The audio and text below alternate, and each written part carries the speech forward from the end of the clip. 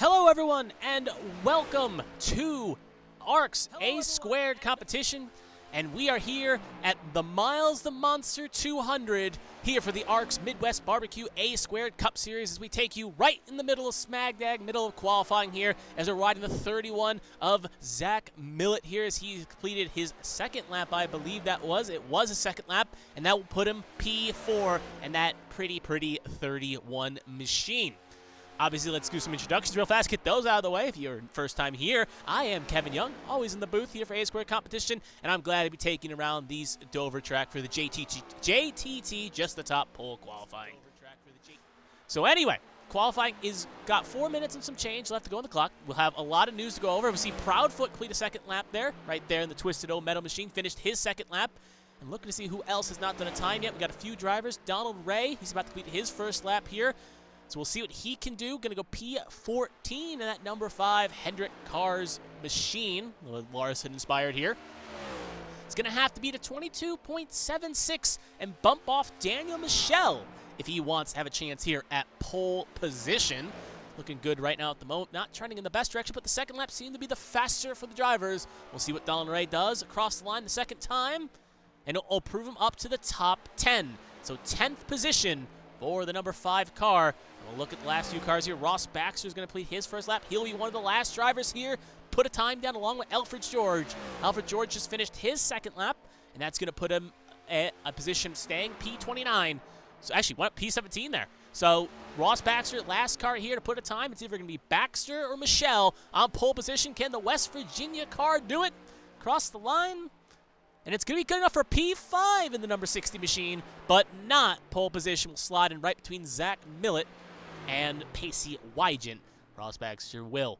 And looking at who else has had an entry here, that is pretty much it for the drivers here. We'll follow around Brandon Proudfoot here. He's doing a few extra laps of practice along with Zach Millett.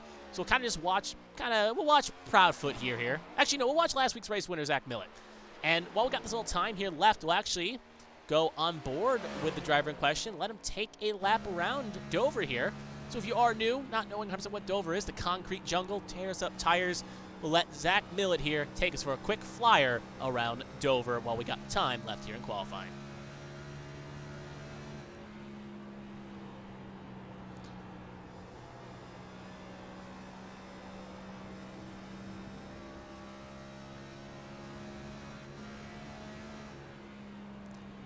See as Zach Millett's going to complete his lap here. It's a very short run, only 22 seconds. You got to be careful to make sure you keep the car planted on the bottom, make sure you get through the corners correctly, and let off at the right points. And obviously, with one car around this track, it's very easy to run the line you want to run, but when you get a bunch of cars out here, high, low, middle, especially with the backstretch here being a self-cleaning backstretch, where if one car ends up making a mistake, it'll take a bunch of other cars and swing to the low side.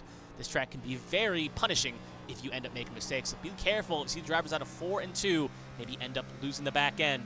Could end up taking a few other drivers for an early Shadow Realm visit, as I would say. So with about 1:54 to go in qualifying here. Obviously, all drivers have completed their laps here. It's going to be Daniel Michel, our pole sitter. As we just see Zach Millett kind of do some extra laps here to kind of finish up practice.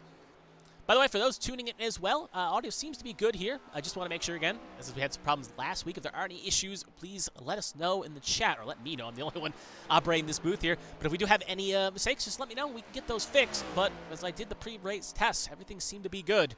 So we're going to assume it is running smoothly and there are no audio issues. Thank you, Emma Kruger, for backing us up there. Anyway, that should be it. This qualifying, still a minute to go here. Usually qualifying is a bit more hectic near the end of the finish line. Drivers wait out, but a lot of drivers wanting to get a good rush here to complete their times and make something happen. And there you see even Zach Millett pull off here, and it looks like he will complete that last run. So Michelle will push out nicely here. So we'll use this opportunity while we have the time here. We'll go over, usually I say this for the warm-up, but we'll have the extra time now. We'll go over the news for the fastest 5 minutes in auto racing, and we'll do a quick update of what is going on around the league and what everyone is doing at the moment. So obviously, we'll start off with the substitutes here, as right now we can't get a good view of them as they're not on the track, but we have Christian Withers again filling in for, actually Christian Withers not filling in for who he usually fills in. He's filling in the 48 machine of Tristan Gattania here today, so both Withers will be on the racing surface, so the 48 is not Tristan Catani anymore, well, for this week anyway. It is Christian Withers in the fill-in role, and we do have a new face joining us here today in a fill-in role. We have, make sure I got his name correct here, so just give me a second, because it was written down in currently qualified P8. You'll see the 84 car there of, make sure I got his name right, Jared Merchant, if I got that correct. He is in the 84 machine filling in for Bren Roberts. So he will be in the fill-in role in that role. And that will be the end here of qualifying. Then Michelle will take pole position. Now we will go into the warm-up. And now we'll go over the rest of the news here and give a quick update of how everything is going. So we'll take a look at the standings here. It's a very, very foggy day. As we'll see, one of these drivers will get one quickly pulling out here. We'll go with our pole sitter here, Daniel Michelle, as he takes us through the fog. Runs a bit of Silent Hill or Persona 4. Take your pick of video game franchise that fog is rolled in on. But to continue on with the news, we'll go on. Brandon Proudfoot still leads the way in the A² season point standings. Still looking for his first win, but things are getting a bit spicy as they move down the standings. Right now in the A² playoff standings, Hagen, Sharp, Breo, Kruger, all locked in with a two-time winner next week, and Zach Millett winning last week. They are all locked in at the moment, so they will all be competing for a championship in well over 12 weeks' time. However, Zach Millett's an interesting case. He's won back-to-back wins, but you have to be at a certain point in the standings, have to be, I think it's the top 30 to qualify. It could be 35, if I'm not mistaken. But regardless, he's not in at the moment with enough points to be contention for the championship. So because of that, at the moment, Zach Millett is out of the playoff hunt, but if he can get enough points and race enough weeks, he should be able to get back in and bump a driver out. Meanwhile, on the cutoff line, David Wright, Seth Wanting, and Stefan Oberstadt are all tied at the 16th spot, with Wright having the tiebreaker due to stage points, I believe is the case. Right there, they are 15 points behind. Bren Roberts currently in 15th, but with Roberts not here tonight, that is going to be a fall for Bren Roberts. Meanwhile, Dale Markowski, who got a great podium last week, is going to be the first driver on the outside looking in, 11 points behind David Wright, Seth Wanting, and Stefan Oberstadt, all in basically a dead heat on the standings. So now we will move over to the last thing here. Actually, I got to do one quick fix here, so we'll turn that off, and we will turn that on. So we'll get the nice little Dover logo on the screen here, and just gotta get one thing fixed here. There we go. So anyway, last thing is the bracket challenge. Obviously, last week was the first round of said bracket challenge, and we'll take a quick look at how everyone ended up scoring here. So we'll put it up on the screen here. You can see a nice little friendly little graphic here. So we'll go nice as see Daniel Michelle end up crashing hard there. Right there, Josh Battles was able to advance, and he was one of the biggest upsets, upsetting John Hagen in the first round at Talladega last week. We'll go a little bit further down. Davey Hawk beat Josh Gaiman. He advanced to the next round. Pinnell and Kenneth Cheney face off as Ryan Pinnell beat Bren Roberts. Kenneth Cheney beat Michael Lawrence. Austin Mongold, Seth Wanting's advance. Mongold beating Zier. Wanzing beating Oberstadt. Sears and Markowski. Markowski got to the podium, bumped Sears, and Wygant jumped Gomes. Proudfoot and Oberstadt advancing as well, with Stefan Oberstadt beating David Wright, Brandon Proudfoot beating Richie Catania, Daniel Michelle beating Ross Baxter, Kevin Feemster beating Jonathan Adams. You see there in the next round there. Tommy Withers advancing against Dustin Painter. Both drivers were using subs last week, but now both are here anyway, and Withers will be competing against Brandon Featherplace, who beat Breo after an early retirement. Alyssa Peltier-Sharp beat Emma Kruger's fill-in role of Riley Gomes last week, so she will be fighting off against Mike LaJoy, who beat Mark DeLayla. So there you can see right there the round of 16, and that 3 more weeks to go in the bracket challenge. As you can see, in the quarterfinals, it's going to be next at Charlotte. Worldwide Techway Raceway will be the semifinals, and New Hampshire Motor Speedway will be the finals. And for those curious how you advance this tournament, it's pretty straightforward. You just got to beat the driver in question. So Battles would have to beat Davey Hawk. And Bobsy Battles not here. I think he is, but we'll confirm it over using another Austin Mongold, Seth Wanzing. Whoever finishes the highest out of the 2 in today's race advances to the next round, and the winner of this whole tourney gets a nice little prize. So keep the dreams alive, keep fighting. We'll see how it all plays out in the end. So keep an eye on this. We'll run updates throughout the show, or I guess broadcast, I should say, about where the drivers have placed. So anyway, that will do it for qualifying. The fog is getting very heavy here. Obviously, that was a little bit of smoke here, but it is a very cloudy day here in the race of Dover here in Dover, Delaware. There's Daniel Michelle getting our pulse. We're kind of following him for the past couple of laps here with only about 50 seconds to go in qualifying. This is a good chance, obviously, with the track being a bit tricky. It's a good chance to allow the ability to practice pit road entry and exit. Make sure the car is set up to your liking, or at least make sure you're comfortable with fresh tires and high fuel loads. You see Michelle here doing what you can practice your pit road entry and exit. Look at that big mistake there. And you do not want to do that during the race, so it's good Michelle's practice it now, just in case we have green flag pit stops. So it's a good practice for Michelle to do. Obviously, he is one of those drivers in the needs a win camp, because right now he is doing fine and standing certainly 11th, but obviously a win would make these next weeks kind of easy to breathe on. So a lot of these drivers looking for their first win here at the very least this season. Warm-up is about to conclude here. It's worth noting that the real-life race is not finished up yet. Texas has been a bit of a slog. Well, not a slog, but a very chaotic race. And Dover is about to start here, so we are done with warm-up, and we are going to get ready for the main race here coming up just shortly. Alrighty, as warm-up has officially concluded here, we'll flip over the graphic here to make sure we're on lap, not time. There we go. And now we will take a look at the starting grid. So we'll pull that up for your screen right now. Got to make sure I reset this every week, but we'll quickly get to the top here. And in number 1, it's going to be, well, that's not pole position. That's pole position. Daniel Michel. He will be the pole sitter here along with Brandon Proudfoot to his outside. Next row is Jonathan Adams and Pacey Wygent. They'll be in row number 2. Ross Baxter and Zach Millett will be in row 3. Brandon Featherplace and Jared Merchant will be in row 4. Gaiman and Cheney in row 5. Ray and Feemster in row number 6. Moving further down the grid, we'll go a little bit quick here. We'll have Wright and Wanzing next row. Delayla Sears next row. Painter, Elfridge George in the next row. Emma Kruger back here after basketball week. She'll be in P19 along with Stefan Oberstadt in row 20. Sharp and Mongold the next row in row 11. Jeremy Breo and Ryan Gomes will be in the next row. That will be row number 12. Moving a little bit further down here as well, we'll go on. We'll have Dale Markowski, last week's podium finisher, along with Davey Hawk. James Kerr and Michael Joy in the next row, and Ryan Pennell and Michael Lawrence make up the first 15 row. Obviously, Lawrence hoping to complete more laps than he did last week with a technical issue. Battles and Allen Jr. the next row with Patrick Oberstadt and Tommy Withers, Christian Withers, Lilac Zier. And we'll finish up the order here, and that actually is the end of qualifying there. So Lilac Zier will be the last of the drivers running, sitting in P36. Nope, that's the wrong one. We want that one on. Good starting graphic. So obviously there's Michelle and Proudfoot. We're going to get one lap of delayed action here, as we are going to get this show on the road here as drivers fly around here. So it's going to be Michelle and Proudfoot front row. And obviously the fog is not really dissipated here. It's a very foggy day at the very least.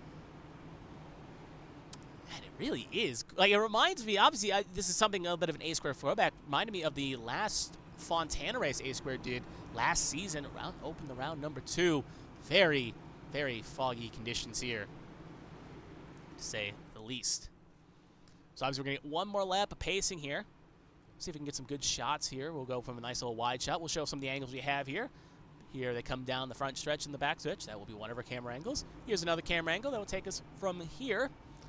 We'll show off the nice little chopper cameras and the blimp cameras here. Obviously, maybe the blimp camera may not be the most effective today because of this cloud coverage, but we do have those cameras as well in our arsenal. And obviously, the camera I love one of the most, the cockpit camera, where you can see the drivers and how they react to instances around the track.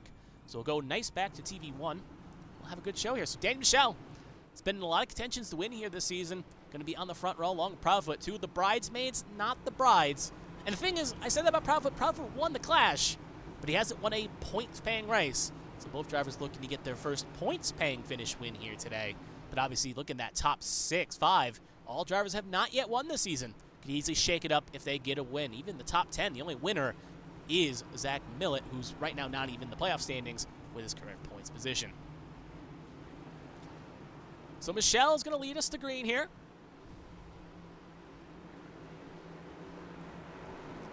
Pace car is going to take the lonesome trip down pit lane.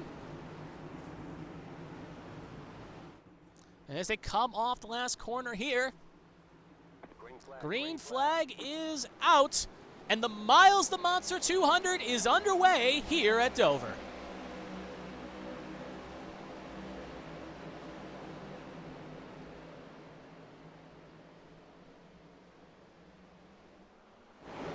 Ooh, big accident here on the front stretch. Zach right there. A little bit got to go further back here. And look at that big car park here. Caution on lap 1. Ross Baxter ended up getting loose there. And I was saying in the pre-race, you see right there, Brandon Featherplace, he is stopped. And that's over as a self-cleaning racetrack. But it kind of predicted what I said on the opening lap. I said, drivers going to have to be careful out of 2 and 4. And if one driver makes a mistake, it could end up blocking the track. And look at this right now, car park. A lot of cars luckily stopped, or at least didn't get major damage here because they ended up parking it. But a few cars, I think we saw one like Austin Mongold. You can see right there, a lot of damage on the front end of that machine here as he comes around. He's missing a front clip. Same thing with Michael Joy in that Good Wrench Service 29.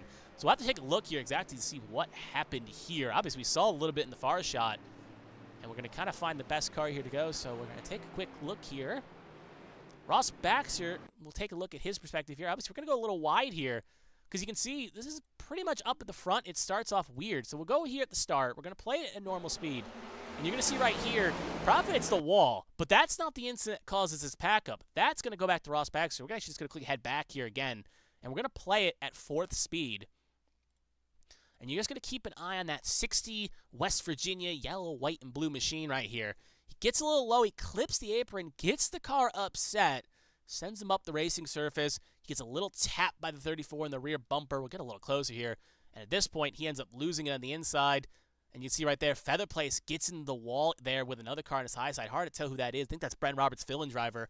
And then right there, 60 comes up the road right in to the 42 with David Wright. There's Seth Wansing. He gets good damage. 65. Dustin Painter, he gets involved. And at this point, it just becomes a self-cleaning track here as the multiple car Seth Wansing shoots up right into the 21 of Kevin Feemster. 40 Alfred George. 28 of Davey Hawk. He hits the wall. Austin Mongol goes for a wild ride there. And Michael Joy too. And it just becomes a bit of a clean track here as cars begin to park up. So we'll take another look here. As actually now we'll play it at full speed. Now we'll take another look here. We'll go a little bit further back into the incident here. We'll take a look at Austin Mongold. He had a big ride here. So we'll get a little close here. We're going to play it at full speed this time. He's a little bit further back, so he's not going to be involved in it right away. You're going to see the incident kind of pop up on the screen here. There's the car coming up the road. At that point, you can just see he actually gets collected there by the 55. Hawk tries to avoid it and ping-pongs right into David Wright. And he ends up making a big piece there at the very least. We'll take another look here as well. We'll find another angle here. We'll take a look at Brandon Featherplace. He ended up getting parked in that one quite well. And you can see, we'll actually get a kind of see if we can get a, yeah, we'll do a, because he ends up kind of bumping the back here. So we'll go from the cockpit here, and we'll end up rewinding just a bit. We'll pause it here. We'll play it full speed and just see what he saw from his own eyes. He just gets hooked on the right. At this point, he's just a passenger. Gets sent low, gets into Michael Joy. And at this point, just a passenger just hoping not to get hit again. There, he gets a little tap there from a few different cars, just hoping to minimize the damage. And we'll take one more look, just because, again, a lot of cars are involved here. We'll take a look from a little bit further back here. We'll look at Dustin Painter here real fast. We'll take one more quick look here, not from his camera. We'll take it from the nice high shot here again and just let him kind of play it out here as well. So one more live look speed at what happened.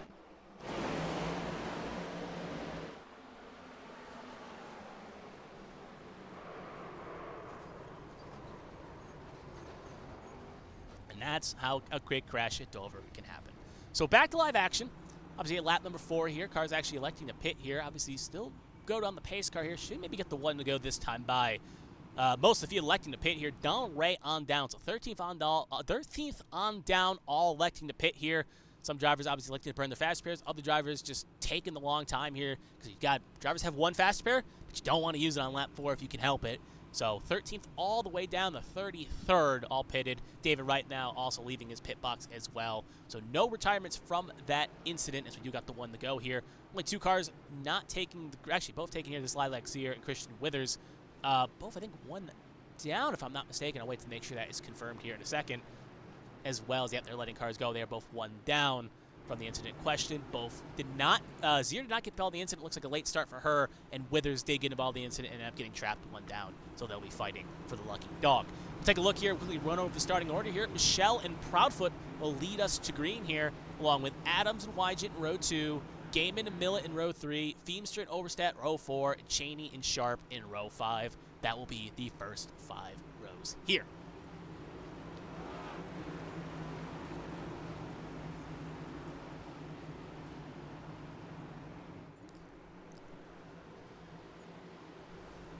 Anyway, if we can see through the fog, we're going to get the green flag this time by. Pace Car going to pull off. And actually, we're going to get delayed 1 lap here. So Pace Car is going to have to quickly skedaddle here. Heard delayed green will confirm that real fast. You can see cars kind of up and low here. So, yeah, we're going to get 1 extra lap of pacing here. So we'll have to hold our horses, retake our breaths. 22 of Proudfoot's not going here.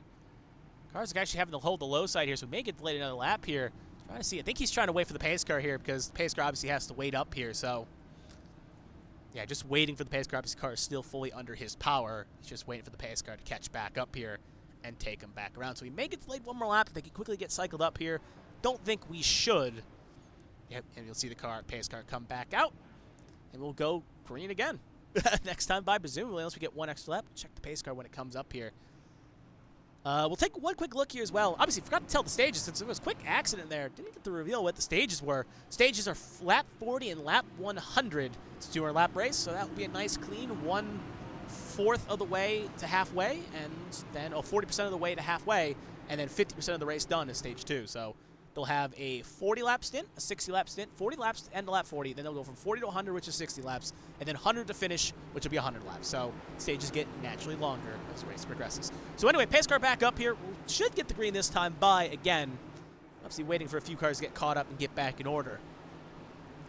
Pace Car pulls out real fast, and we'll have to pull right back down pit lane as we go green again here.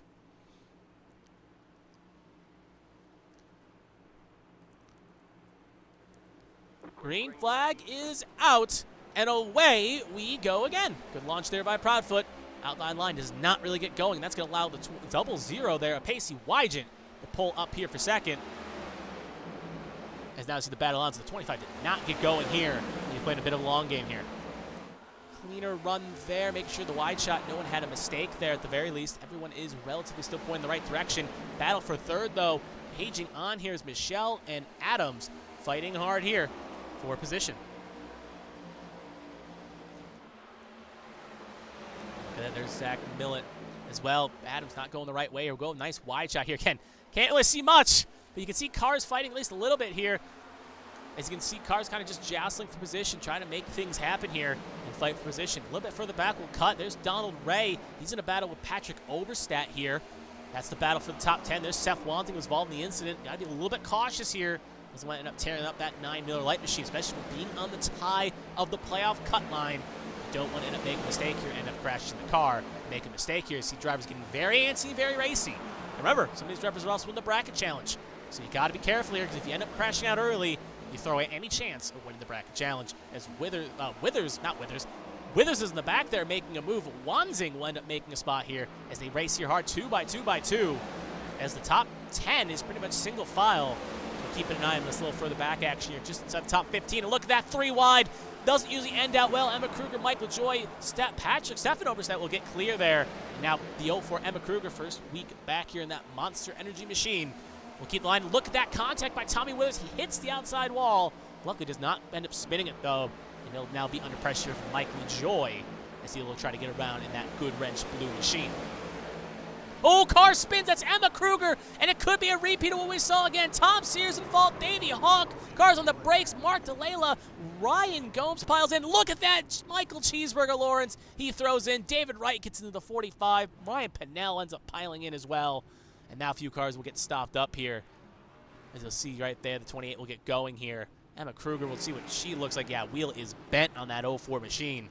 Front and left, that thing is not looking good. She still has her fast pair, she can use it, but if not, that could be curtains for the day for her. Cheeseburger Lawrence, Davey Hawk. Davey Hawk will come in the pit lane. Michael Cheeseburger Lawrence will have to pit and will tow, so he will have a little bit of a long clock here as we see other cars parked up, and we'll just kind of cut, see if anyone else major happened here, but we'll take a quick look and see what exactly happened there. And obviously, it starts off, as we'll now pull up the replay here, starts off Emma Kruger. This is obviously a little bit later here. Pulled the wrong box here. But it looks like she just got a little loose here. So we're going to let it play right here. She's obviously all alone here. You can already see that car looking a little bit uneven.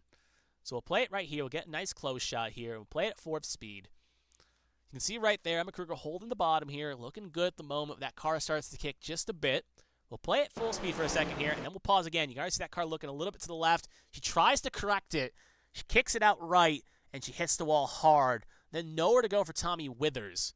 Tommy Withers right there piles on in. That sends the 404 back down the racing surface. The 84 is able to get around Merchant, but Tom Sears not so lucky. Piles in hard, and then Davey Hawk nowhere to go, and that will play it at full speed here. And you can see Emma Kruger just holds the low line here, and you can see the rest of the cars piling up and having big incidents there, and just ends up kind of flying in. So we'll take another look here. We'll actually go a little bit further up here. We'll take a look at it from Davey Hawk's perspective here. He ended up having a wild ride too. Be helpful if we got a little closer. So we'll play it at full speed here. You can see right there, gets a little tap by Braille, sends him to the low line, shoots him up the race surface. Obviously trying to check up there. Delayla, Ryan Gomes his little piece, and then there's Lawrence. I think he got a shunt from the 45. We'll have to look from the 45 perspective, and there you can see obviously parked up. At the very least, just stopped on the racing surface. He'll get it fired out, but has to pit. We'll take one more look here as well. We'll take it from, speaking of that 45 machine, we'll go back here just a second, Michael Lawrence, and then we'll cut on, if we can find the 45 here, just give me a second here to find him on my menu, of Patrick Allen Jr., and we'll ride on board here because it looks like, I think he had a bit of a help in what happened to Lawrence. I could be wrong, though. Actually, I think I am wrong. Actually, we'll go back to debating things here. Sorry about this. Yeah, well, actually, we'll just follow Lawrence here. Sorry. Yeah, we'll play it at full speed here and watch Lawrence here, too, what happened to him. Obviously, you see the stack-up happens in the front here. I think he gets a shunt, or does he? Oh, he just mistimes the stopping point. And, oh, there's the incident right there. I thought the 45 got into him, and I was right. 45 did not really see the incident there and ends up sending the 47 hard into the 28. And then that actually causes a little bit of a stack-up there on the high side. And then, obviously, you'll just see it real fast. I think Lawrence ends up just towing. Yeah, that thing, the back end is completely broken, so he had a tow as a drive chain, and the back broke. So back to live action.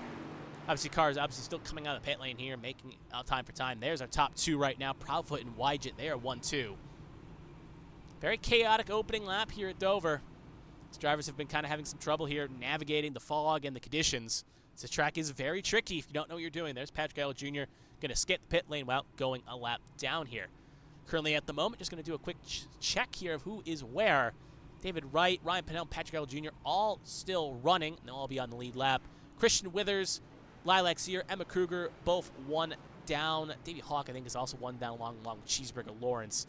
All drivers seem to still be running. I don't know if Cheeseburger Lawrence is. He's got a long clock. Obviously, it's from the tow he had to serve. So we'll see if he can get back out here. But right now, 31 cars on the lead lap. Patrick Allen Jr. leaving the pit lane will be the last car on the lead lap. With Zier, Kruger, Withers in currently running one down. Davey Hawk currently also one down on the pit lane, going to come out along with Michael Lawrence, who ends up leaving the pit lane as well. There he is for Gear Cats, ready to run again. Up front, Carolina Beagle. It's Proudfoot for Tombstone Motorsports, and Pacey Wygent of Carolina Beagle 1-2. Actually, it looks like Allen did not beat the clock. He'll have to come back. And he will now go one down. Michelle and Millet, row 2. Gaiman Adams, row 3. Feemster Cheney, row 4. Wanzing and Sharp will be the first 5 rows here.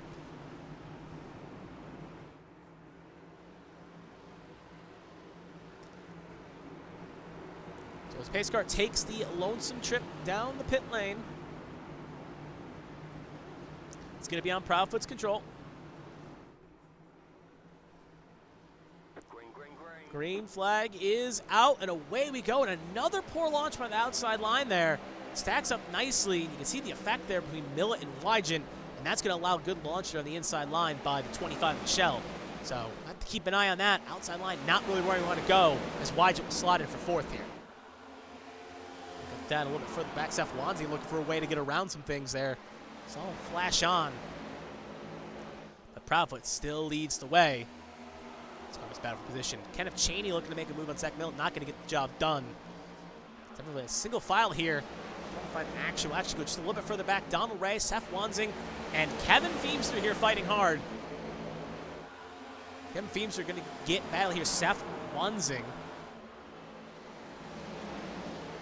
Both drivers are in the bracket challenge at the moment, not fighting each other. Kevin Feemster obviously fighting Daniel Michelle. Seth Wanzing's fighting Austin Mongol, who's had a poor start, so two different drivers with two different battles right there battling on the racing surface right there for position. Look at that, Seth Wanzing thinking about making a move there. Can't get it done, but Donald Ray looking to make a move on Alyssa Pelletier-Sharp as they're fighting for 8th position.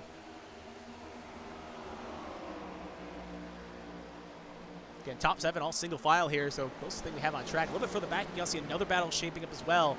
Michael Joy and Patrick Oberstedt. I'll make sure that is correct there. It is. Donald Ray gets a little loose there. It's going to allow Stefan Oberstedt and Kevin Feemster to make runs. So again, one mistake off the corner exit can really hurt you and put you in a spot where you can end up being passed. So you got to be careful with how you run here. Make sure you don't shoot up the race surface too much.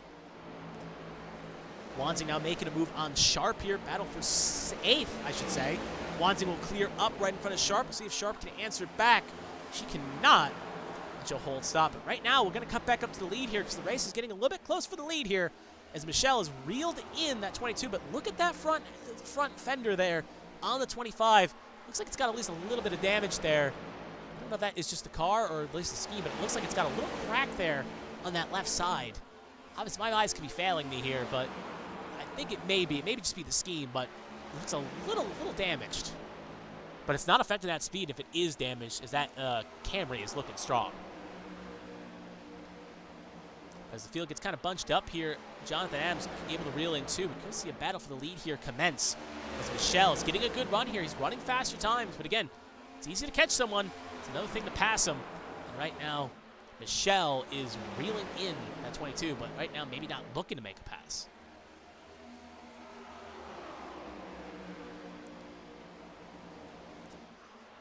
So right now, Proudfoot, Michelle, Adams, Wygant, Millet.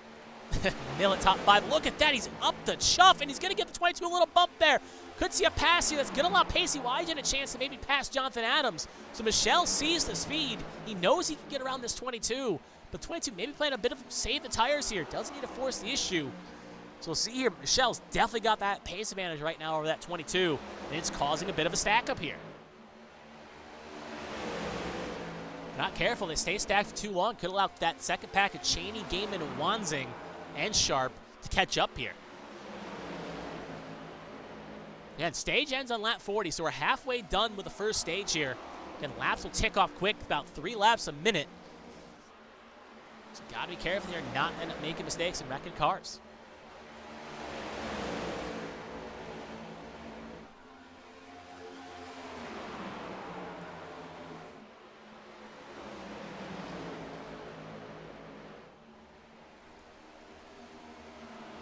There, the 8 of Jonathan Adams. He will try to make a move on the low side.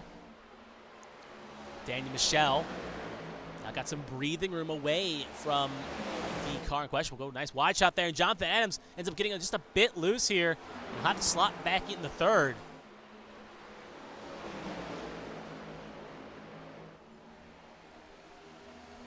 So again, just got to be careful when you're making your pass. Because we've seen the first lap and the second lap get there. You can see a nice, also on that 31, you can see a nice little door shiner there, right where the 31 should be. So you got to be careful how you drive here. Don't want to have a big mistake here early on and tear up your race car.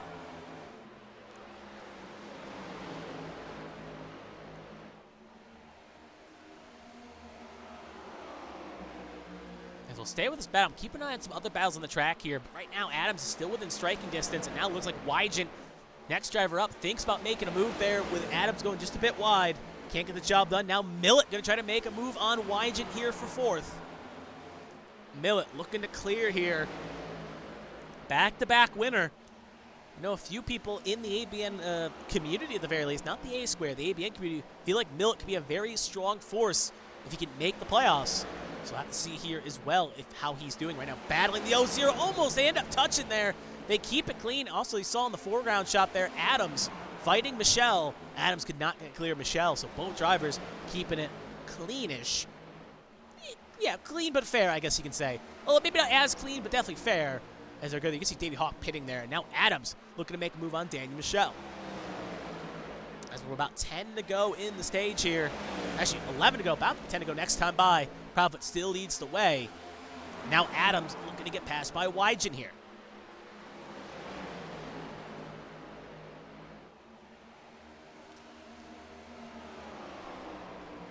Wygant, Adams side by side. Wygant will clear. Adams will fall a spot back. So Wygant will take 3rd. Adams will fall to 4th.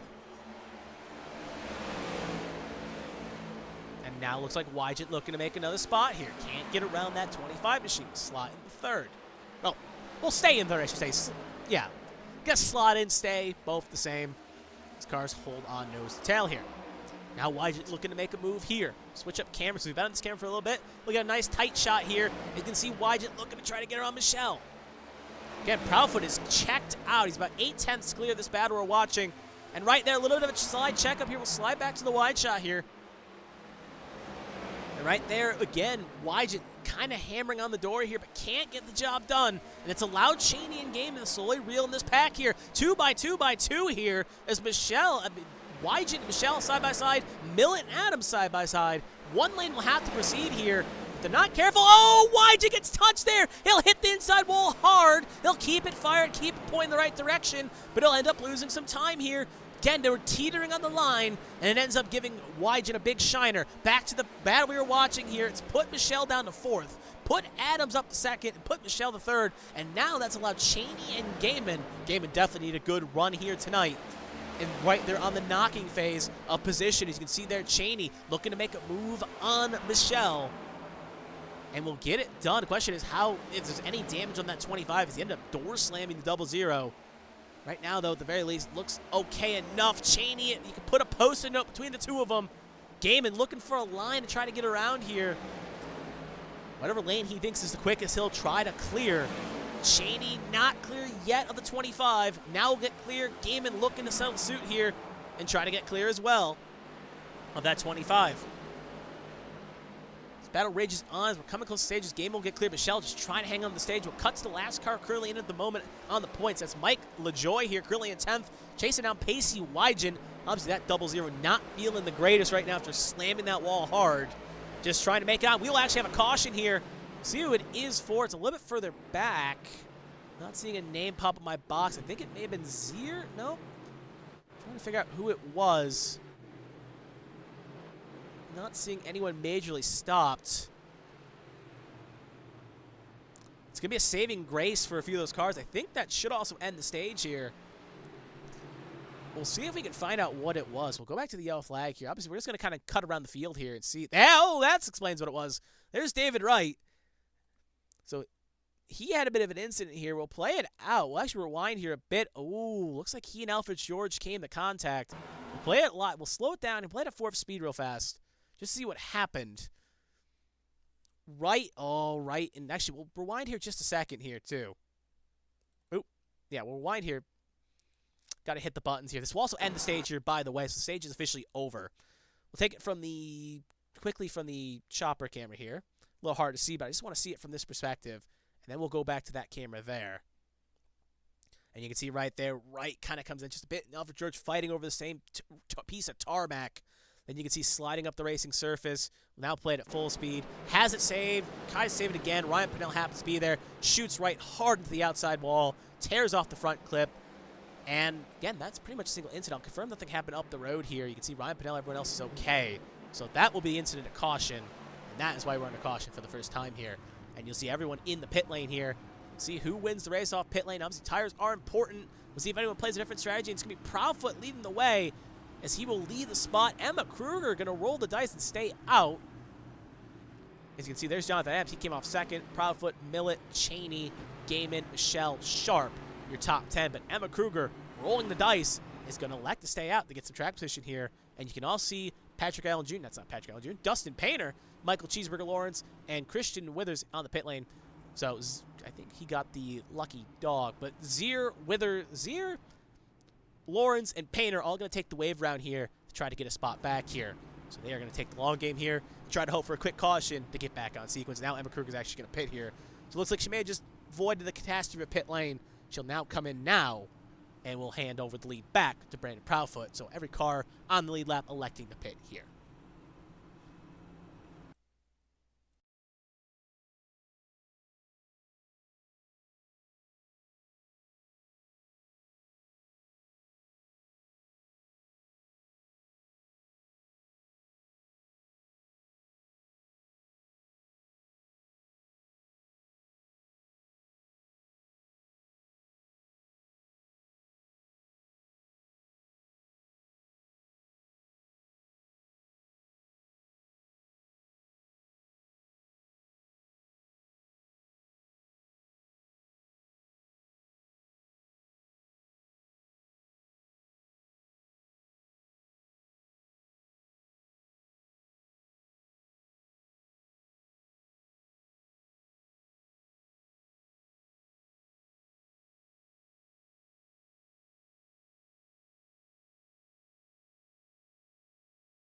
Sorry about that intrusion there. Just had a quick call I had to make sure I took on the offside there. We were back at the ready to action here. Still pacing here at the moment here. Nothing much has changed. Obviously, cars are taking the wave around here as it's still very, very, very foggy. Obviously, again, I made the reference earlier, but it feels like we're about to enter the TV world. Looks like we gotta protect some things. Obviously, that reference may go over the head, so we'll also use the Silent Hill reference and say that gotta make sure we protect the president. No, that was Resident Evil. Point is, very foggy. Very hard to see. Feels like it's almost the fog bowl like we're in Chicago, right at Soldier Field. But anyway, we are going to get green here this time by. Enough with the references and half references. Proudfoot and Adams, 1-2, with Millet and Cheney in the next row. Gaiman and Michelle next row. Sharp, Wanzing, fourth row, and Feemster LaJoy in the fifth row here. Obviously, that was the end of stage number 1 there. Proudfoot ended up getting the stage win with Adams second. Now we're going to get ready to start stage number 2. Stage 2 will end on lap 100, so keep an eye on that as the cars go around. Right now, also at the moment, we have 31 cars on the lead lap. Pacey Wygent, last car on the lead lap. Withers, Lawrence, Painter, Allen Jr., and Hawk all at least a lap down with Wygent. Withers, Lawrence being one, actually, Withers 1 down, Lawrence 2 down, Painter 3 down, Allen and Hawk currently behind the wall. So they look like their day is done. It's 34 cars running. Anyway, enough with that. We are going to get ready. Pace car going to take the lonesome trip down pit lane. Going to be on Proudfoot's control. Have to keep an eye on the outside line here. Green flag is out, and away we go to another poor launch by the outside line. And Proudfoot, away he flies.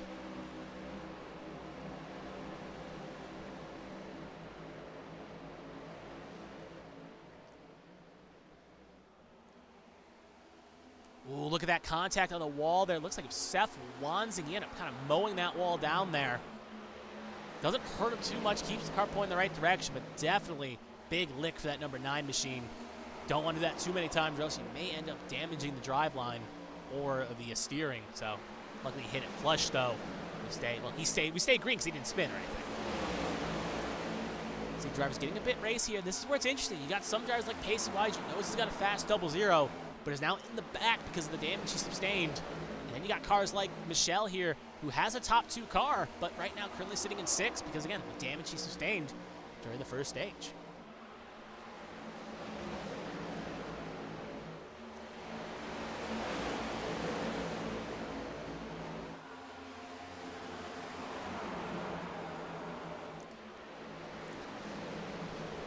So right now, Proudfoot, again, you can see we're kind of focused on this battle here. Looks like Ryan Gomes had a bit of a situation here. He has spun it. No caution called yet, though. Looks like we'll stay green, but obviously we'll quickly just take a quick look back here. We'll actually just rewind in real time here just to see what happened. The power of virtual racing here. And yeah, it just looks like it's a self spin. We'll play it real fast again. This is a replay. Looks like 55 and 84. You almost get the blows there. 55 gets loose. Sends it way low. Luckily, he does not. Nope, doesn't hit much. So the 55 is relatively okay, but he'll fly away. So back to live action there. The 55 is currently sitting 31st. Still on the lead lap. Right there, that's first, second, but it's getting pretty racy here for third. Adams, Gaiman, Michelle, and it's a bit of a pack here. This one is in Cheney, LaJoy. Looks like something may have happened here between second and third as top 2 is pulled out, and it looks like the third place car is some bit of an incident here. Obviously, a lot of cars quickly got pushed up there, but no one spun, so it's been just a bit of a checkup moment. And like I said in the pre-race, Dover self-cleaning track, one car can check up into another. Oh, LaJoy gets into Cheney there. Cheney keeps the bump and keeps it flying. He'll keep it pointing in the right direction, though. Well, no caution to call. It just luckily didn't loop it there. Wanzing, Gaiman, they're fighting hard here for 5th and 6th. Both drivers in the Final 4 last season. Both looking to try to make it back as well. Gaiman currently sitting in 6th position. Kenneth Cheney looking to try to make a move here in 7th, try to get ahead of Gaiman.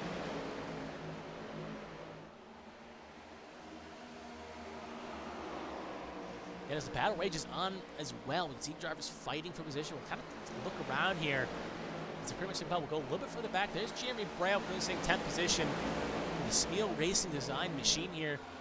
You see him with a Taco Bell logo on the hood. Can't really see what that is, but looks interesting to say the least, as he's currently battling Sharp here for 9th.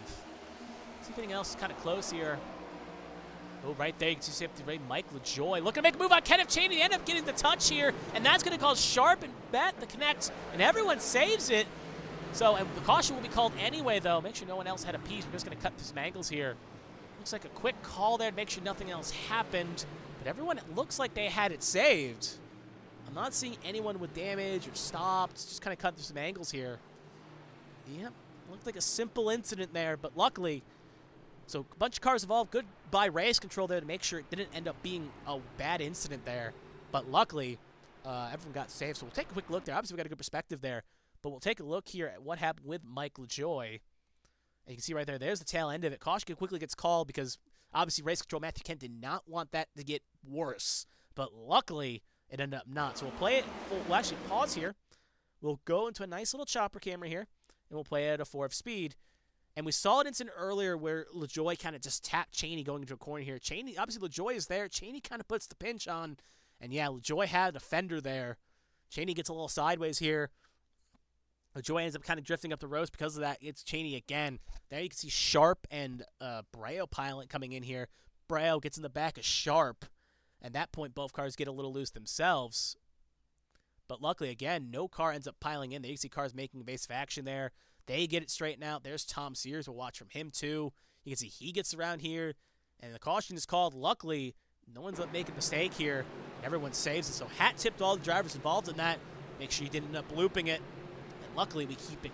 We got a caution call, but luckily, no one else gets any major damage due to that incident.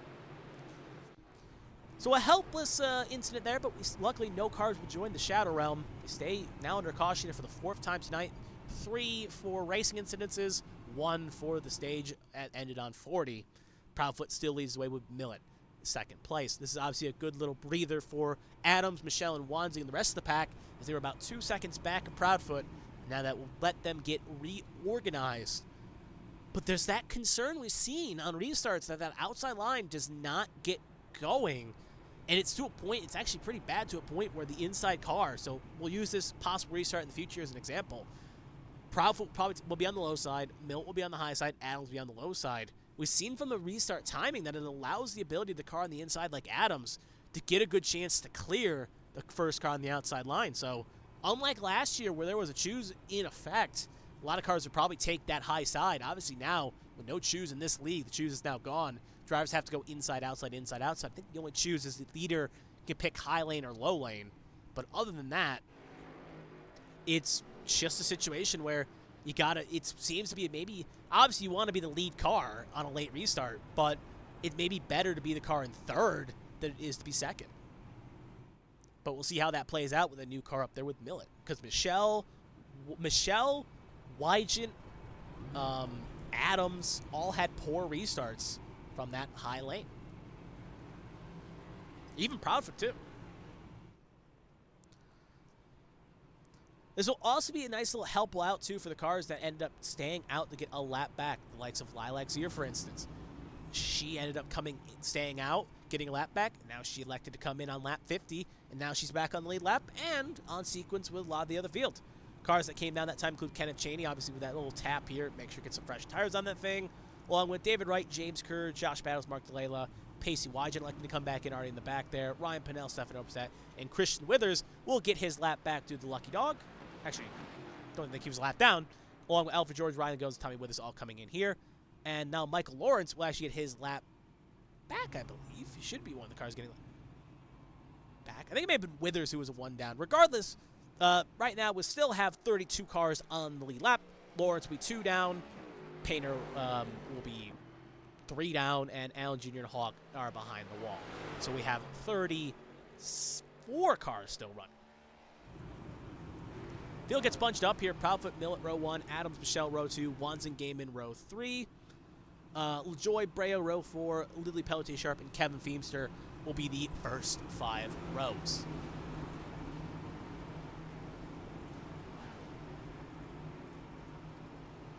Looking in the chat right now, some driver pointing how it's racing right now.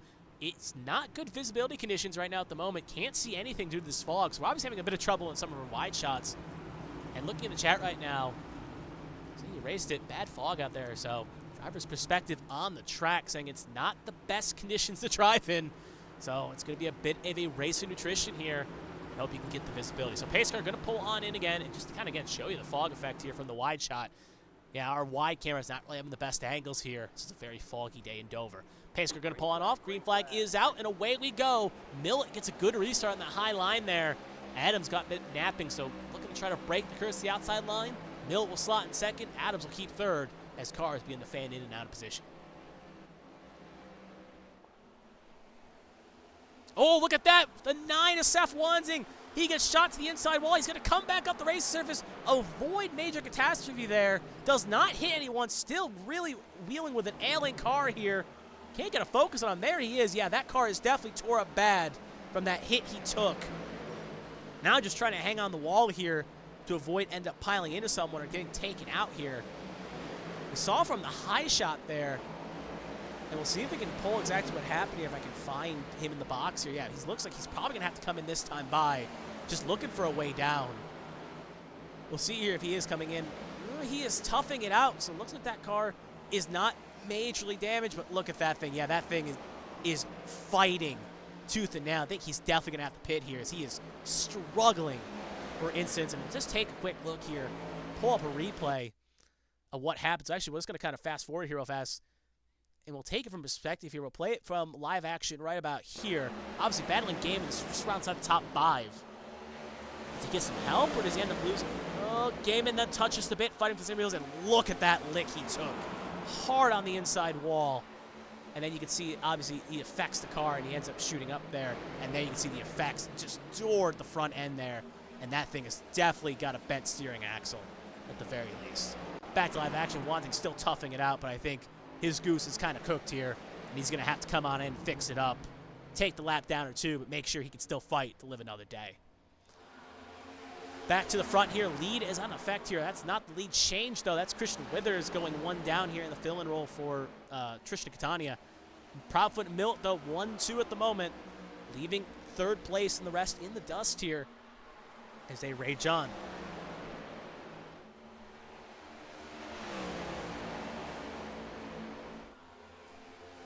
Cars fighting on here. Look at that big. We're going to cut a little bit back here, just inside the top 15 here. You can just see how packed up it is. Well, Patrick Allen's opinion here that it's a very foggy racing surface with the weather report here. You can just see bad visibility, cars fighting on a short track. It's usually not a pretty sight to see, I think, at the very least is the word I'm looking for, as cars fight for position here as they all rage on. Oh, Donald Ray gets loose, and he's going to end up piling the inside wall. Shoots in low, right in the Patrick Overset. Kenneth Cheney involved. That will be a caution as the car's trying to get on the brakes. Pinnell right will get through. Lilacs here, not so lucky as she ends up getting shot at the outside wall there. Luckily, does not hit anything, but that could have been a recipe for disaster. You see other cars begin to escape in here. But we saw it there live. Donald Ray ended up kind of getting loose. And we'll take a quick look. This could have been a nice bailout for Seth Wansing, though, as it looks like he's 2 down. Luckily, he will not get the lucky dog. That's going to go to Michael Lawrence. But, fair least, that does at least help out Seth Wansing a little bit. So we'll take a look here. We'll go back into the replay here. And you can already see the effect happening here. We're going to cut the Donald Ray. We'll take it from TV 2 here. That'll give us a good... Actually, TV 1 will give us good perspective here. And we'll play it at full speed. And then we'll pause it here. And then rewind. And you can just see he hits the outside wall. Wish I gave you a better angle off that wall. He shoots the outside wall. It goes low, goes high, and you can't really see anything because of the big ally board, so we're going to have to switch angles again here. Sorry about that. There we go. Now we'll play it at 4 speed. Obviously, car goes out, car goes in, gets loose, shoots off the racing surface, hits the wall hard there. Obviously, Emma Kruger nowhere to go, piles in the back of Donald Ray. Donald Ray now shooting low here, just trying to maybe get that ping-pong ball under control. Hits the concrete wall on the inside lane, shoots up. There's Patrick Oberstadt. We'll play it at real-time speed. There's Kenneth Cheney. Big lick. Runs into Logano in 2009. Ryan Pinnell, David Wright escape through. Lilacs here piles in the Kenneth Cheney and shoots herself off the racing surface there. And that is the cause of the incident there. We'll take another look here as well. We'll take it from Kenneth Cheney. We'll see it from Kenneth Cheney's perspective. If I can find Kenneth Cheney, give me 2 seconds here. There's Kenneth Cheney. That's not Kenneth Cheney. That's Kenneth Cheney. And we'll take a look here from the... That camera's not really good. We'll take it from the cut shot here. So you can see right there, Delaware gets loose, gets high, gets low. Kenneth Cheney just trying to avoid it, running his own business here. Shoots up, gets right in there. Austin Mongold with a lucky escape. And Kenneth Cheney, though, not as lucky. And then you'll see Zier shoot right through and pile in as well. We'll take one more look here as well. We'll actually play it live here. And we'll take one more look here, because I'd like to see it from the 4 machine of Austin Mongold. Obviously, we saw he ended up avoiding that catastrophe there by a couple millimeters. So we'll take it from the cockpit here, the 4 of Austin Mongold, and let you see what he saw out his windshield. You can see what actually happens in front. Oh, hard to tell from that angle, but you can just see from the wide shots how close he was to getting taken out there. And he just ends up flying through, and luckily, no incident. We'll use the opportunity. Actually, I want to take one more quick look as well. Same in-cam camera shot, but we'll take it from the 89 of Lilac Zier, as we'll see her perspective through this replay. The accident happens up front, and then you'll see what she sees. Oh, tries to avoid it. Kenneth Cheney just drifts a little bit lower. Luckily shoots up. Doesn't hit anything, though. So luckily, just ends up giving the tires a little roast. But luckily, no accident, no wall damage for the 89. Back to live action, you see the 89 on the pit lane, though, with a bit of a long damage clock, though. And now she'll leave, so obviously fixing up some damage from that incident. Obviously not wanting to take that on the race surface may burn a fast repair.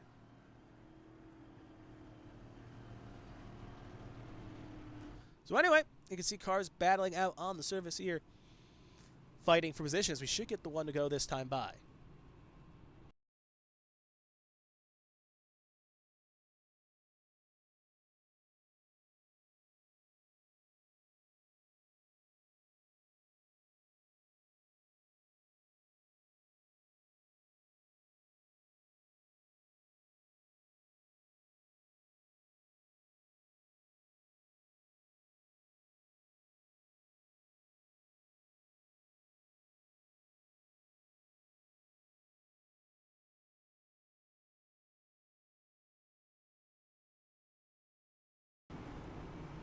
One to go here. It's going to be Proudfoot, Millet, row 1. Adams, Michelle, row 2. Gaiman, Breo, row 3. Keith Feemster, LaJoy, row 4. Sharp, Feder place your first 5 rows here. Again, stage ends on lap 100.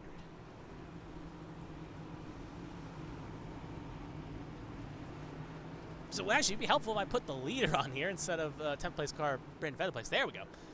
So pace car going to take the lonesome trip down pit lane.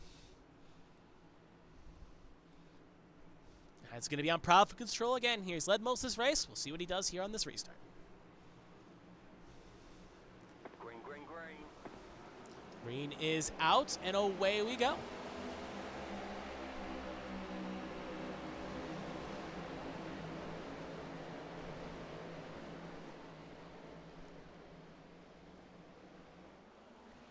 Cars fight here. We'll take the wide shot here, see if anyone has any major instances. Luckily, car hits the wall there, a little bit in the far shot there. Looks like it was right around Pacey wide. No one has major damage, though. Cut to the back shot there, just make sure no one ended up getting collected. But as the next lap is completed there, it is going to be Brandon Proudfoot who takes the first position here.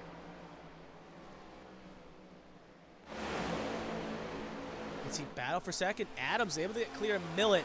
And now, again, Adams trying to hold second down here.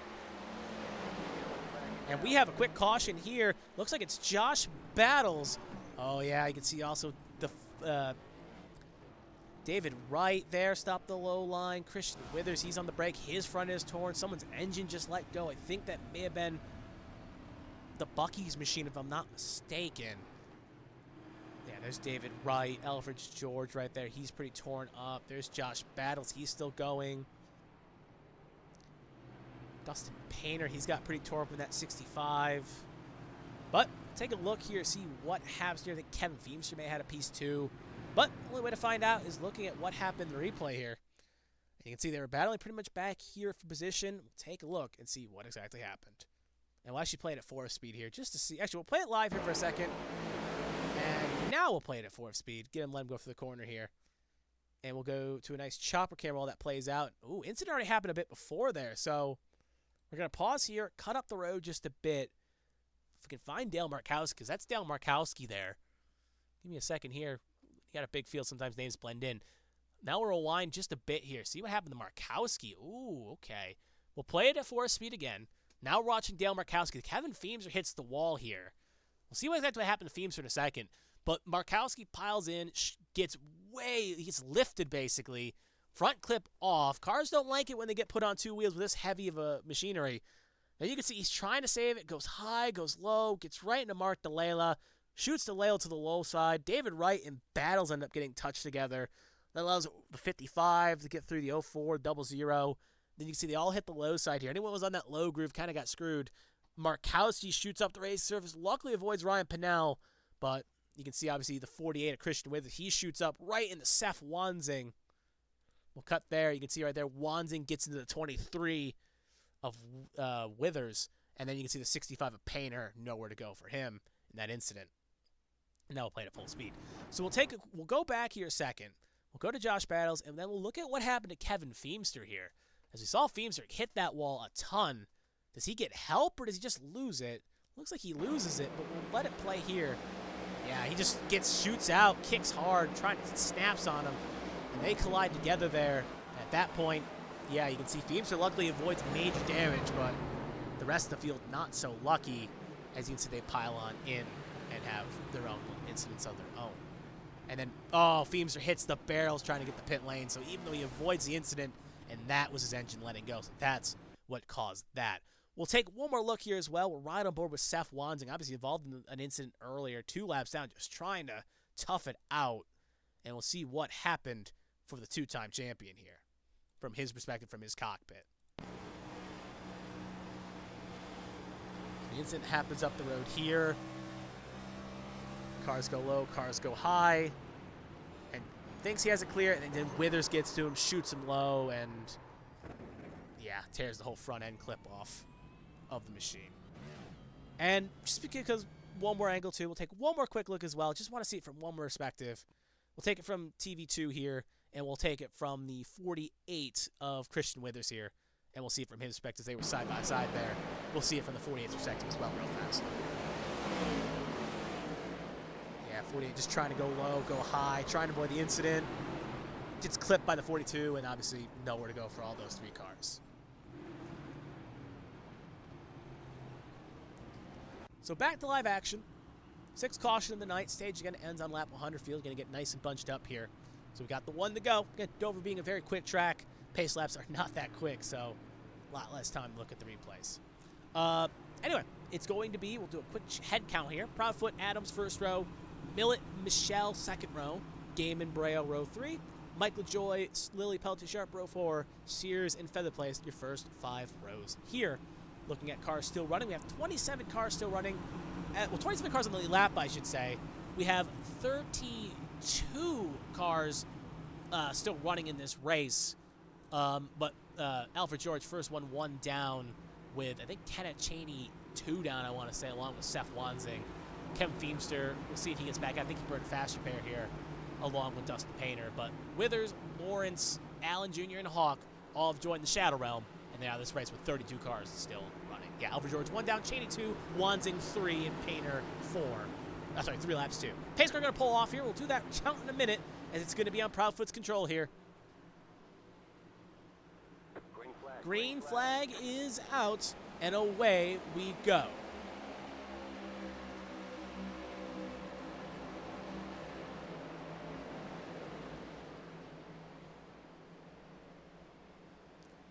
Millett gets second position from Adams there. Cars begin to file in. Everyone gets through turn 2 respectively clean. But it's been the Proudfoot show up front as he is going to lead another lap here.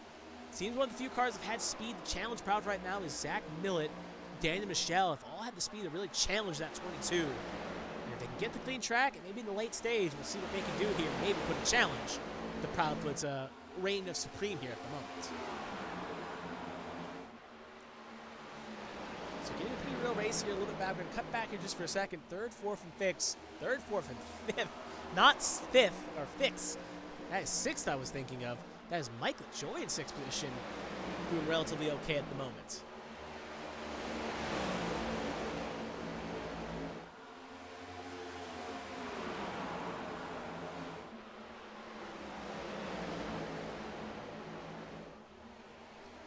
See right there, Adams holding sharp. Looks like we have a little bit of pass through 10th position. We're going to cut back here for a moment. There's Brandon Featherplace. Austin Mongold fighting for position along with the 84 of Jared Merchant in the fill-in role here.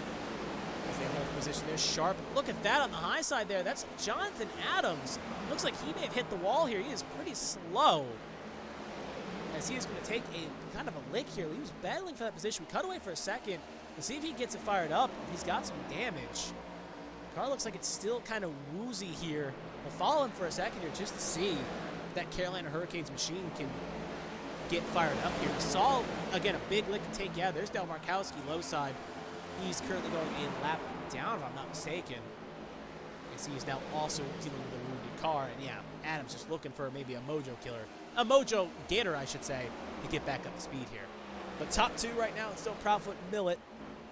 Game and Michelle 3-4, and then you can see Jeremy Braille. Haven't said much about him today.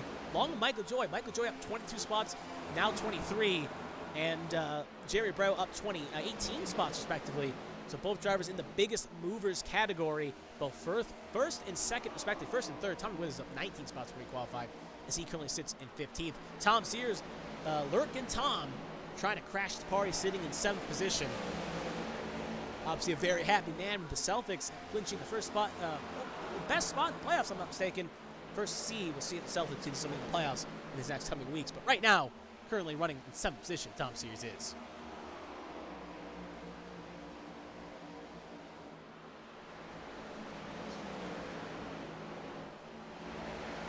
This car's kind of fan out here. It looks like 10th position, you can see right here, a little bit of a battle raging on. The 84 Merchant in position here with Lily Pelletier Sharp and Austin Mongold. We're keeping an eye on this battle for a little collection happening with Jonathan Adams. And now you can see just kind of single file here. Let me see if there's anything major on the track here to kind of report of. Obviously, cars kind of getting in pouncing distance, but no one really in attacking distance. So this is the closest battle we have on track, so we'll focus on this for the moment. You can see Sears, though, looking to maybe make a move on LaJoy, so we'll keep an eye on two battles here. Sears, LaJoy, and Sharp and Merchant. And actually, we're going to jump back up to Sears here, as Sears is getting a good run here on that 29. 21 to go in the stage.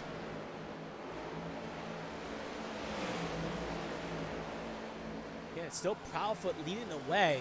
Millet, though, keeping it close, and Gaiman now in third.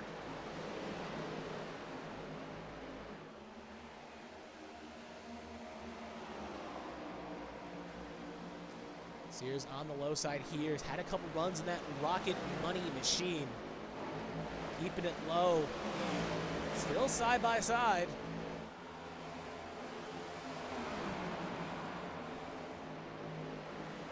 And Sears looking to clear, and I think he will successfully do it. He will.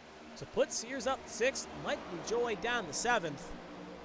And now Featherplace looking to crash the party, so both line power cars looking to swarm the Bandit machine. There's Mark DeLayla, not for position. Mark DeLayla is currently 25th.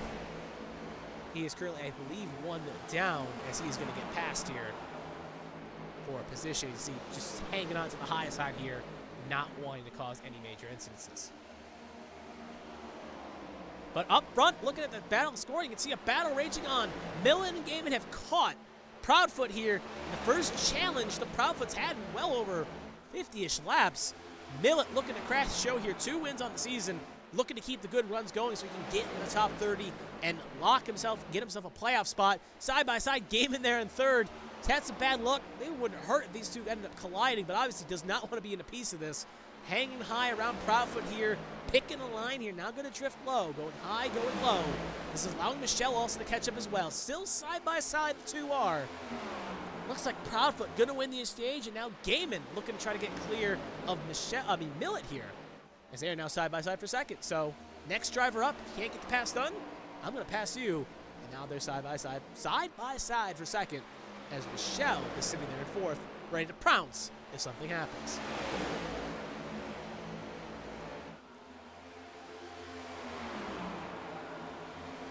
Gaiman gonna tough it out. He will get second position, so put the Gear Cats driver up second, put the Bandit Racing Machine down to third, and put Michelle still in fourth. Pole sitter looking to try to get his pole position back here. Gaiman looking on the backside there, gets under the bumper of the 22. They don't touch. but it gets just enough of an unsettling for the 22 to allow that 61 to get a little closer. Can't get it done. Now Millet going to try to tough it around the outside. Millet going to get clear. Now Michelle ready there on the high side to get ready. Can't get the job done, though. So put Millet back, put Michelle, keep him in fourth, put Game in the third. And look at this. It's getting racy in this top two. Proudfoot trying to survive all challenges. A lot of Brayo and Sears to get caught up, too, here. They're ready to join the fray. So this is stacked up the lead, too. And it's stacked third, fourth, now fifth and sixth to get caught up. So it's going to get racy here as the stage is looking to conclude here in 13 laps time. Millet, I should say, going to go low. Going to try to bait and switch to 22. Hang the throttle, cut low, now on the low side by side, heading into 3. Millet, Proudfoot, Millet looking to clear. Millet will get clear. Put Millet to the lead. He will lead his first lap of the race. Proudfoot going to have to be on the back foot here. Going to have to get ready to challenge.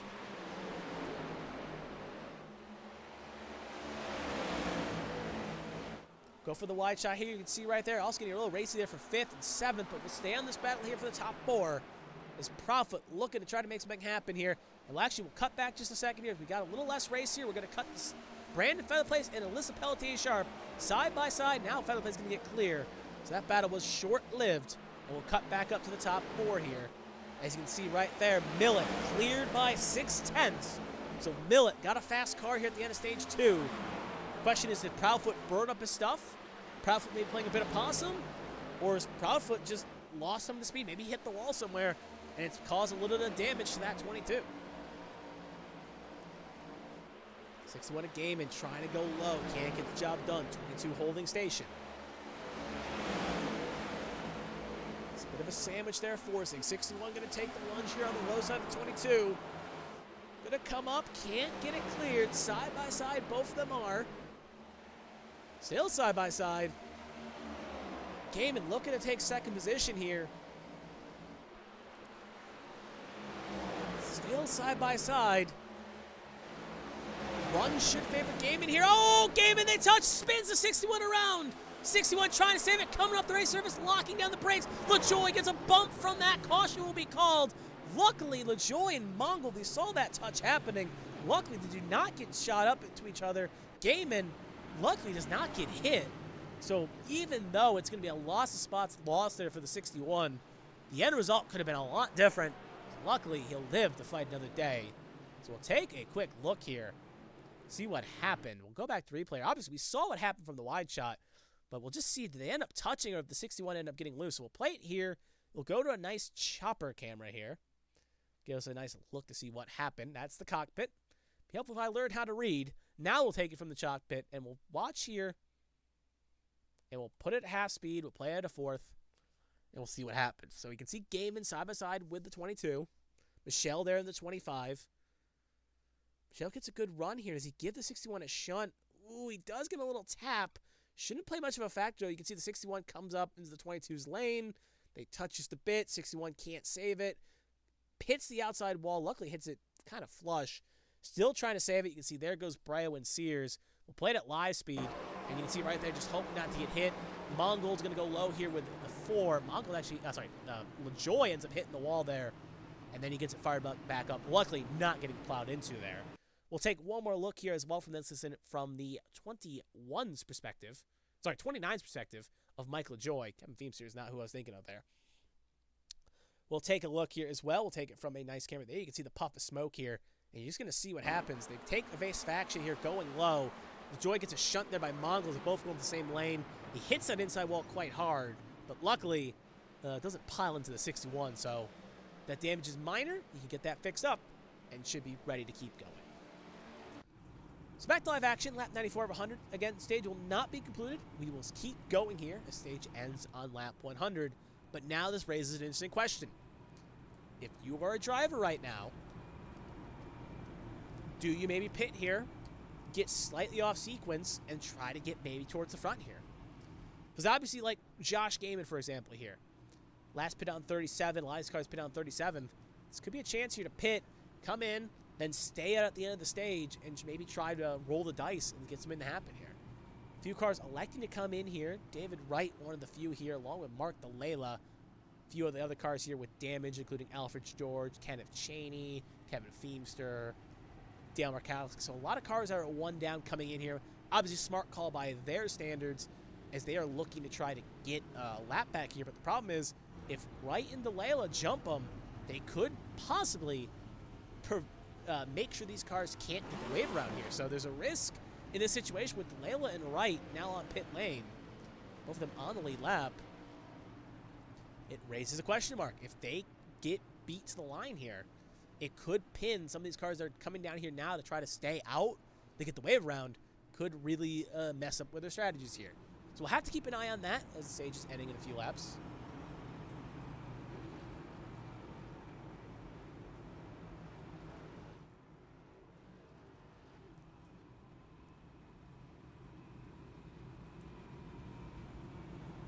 Let me see this running.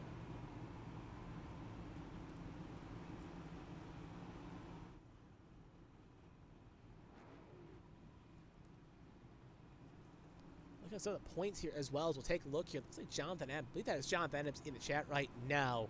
Looks like his day is done. Looks like he got DQ'd for an incident here. Obviously, him in the chat saying at the very least here that trying to let people go by and ended up getting disqualified because of it when he had that little incident there.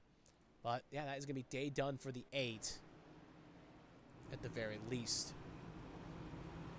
So that is what happened to Jonathan Adams. As you see the field get bunched up here, it's going to be Millett, Proudfoot, row 1, Michelle Sears, row 2, Feather Place, Sharp, row 3, LaJoy, Ray, low 4, and Oberstadt, Stefan Oberstadt, and Jared Merchant, the first 5 rows here. 24 cars still running, 25 actually, Alex here in the pit lane right now on the lead lap. 26, I should say, on the lead lap. My mistake.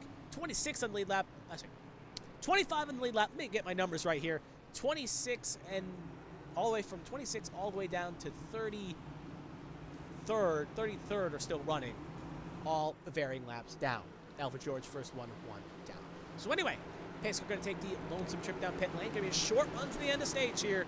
Can Millett hang on or can Proudfoot challenge back here? Green flag is out and away we go for a mad dash to the end of the stage.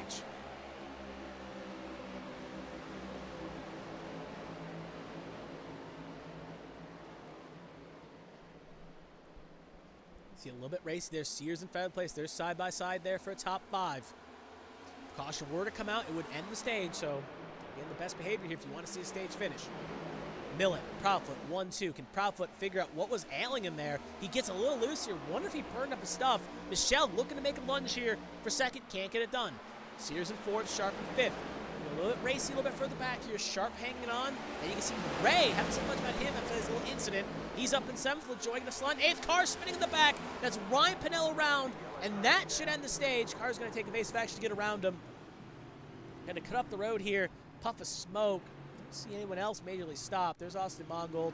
Withers with a big goose egg on the front of the end of that 23. No one else majorly involved, it seems, but that will be the caution, and that will end the stage here. So it's going to be Millett winning the stage with Proudfoot in 2nd, Michelle 3rd, Sears 4th, Sharp 5th, Feather Place 6th, Ray 7th, LaJoy 8th, Merchant 9th, and Patrick Oberstadt 10th. So we'll take a quick look here as I'm just scrolling to find it. There it is. Looks like Ryan Pennell and Kenneth Cheney may have had a piece in this. This is the incident in question. We're following Ryan Pennell here. We'll play it at a 4th speed just to figure out what exactly happened here, but I'm going to guess it may have been Kenneth Cheney and those two coming to a bit of a collision here. As you can see them side by side. So we're going to switch to a chopper camera as it runs here. And you can see right there. Actually, we'll rewind just a bit as we did kind of miss it there as I was switching cameras. So now we'll play it back here. And now we'll play it at 4th speed. Let's see. Does Ryan Pennell is not getting any help there. And it starts to kick on Ryan Pennell there. Shoots him low. Austin Mongold right there. It gets donut. And that sends the 12 sideways. Obviously, 23 nowhere to go. We'll play it at full speed here now. 23, that's where his shiner came from. Markowski avoids it. No one else piles on in. And then you can see that's what caused this incident right here. We'll take one more look as well. Looks like maybe Kenneth Cheney had some kind of incident here too. Oh, yep, Kenneth Cheney did have something. So we're going to rewind here. Looks like it may have happened when the 2 cars came to touch there. So we'll take it from camera 2 here. Well, play it at full speed. Obviously, they're right to lose. Osman gets up the road and right into Kenneth Cheney. Cheney's still loose, trying to save it, and that's where the big tire smokes were. As he luckily does a 360, and then, oh, Kevin Feemster. Nowhere to go for him. And he ends up shooting into the front end of the front clip of the 76, and 76 just going to tow it. So that could be terminal damage for Kenneth Cheney. So back to live action. There you see Kevin Feemster pitting, and now, due to the pit stops, things have gotten shaken up a little bit, at the very least. Pacey Wygant takes over the lead. He stayed out. He was one of the cars that came in on lap 93, along with Jerry Brao, Austin Mongold, and Tommy Withers. They'll get 1, 2, 3, 4, respectively. So a few more cars did come in than I noticed. They will come in. Zach Millett, the crew that came in on 99, they'll be 5th, with Proudfoot, Michelle, Sears, Sharp, and Featherplace, your top 5 that came off of pit lane. So I was saying some cars I felt like were going to roll the dice and looked a little low. My math was a bit wrong, and those cars that did come in are now going to gamble on the track position here. And obviously, they're going to be a slight disadvantage as the stage goes on, but we know Pacey Wygant, fast doubles here. We saw him battling for the lead earlier at the end of stage 1. Got the track position now. We'll see what he can do with it. Brao as well. We can never count out a defending champ, not a defending champ, but a series champion, I should say. He's not the defending champion, but he is a series champion. Can never count out that 74. And B-Tron, Austin Mongold as well. Luckily, didn't get major damage, so was able to stay out and make it work. Looks like Ryan Pinnell just had an incident. If I can find him on my list.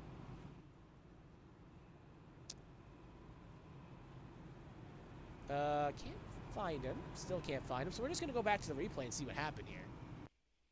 Does he just loop? Does he just stop? Or does he end up having an incident here?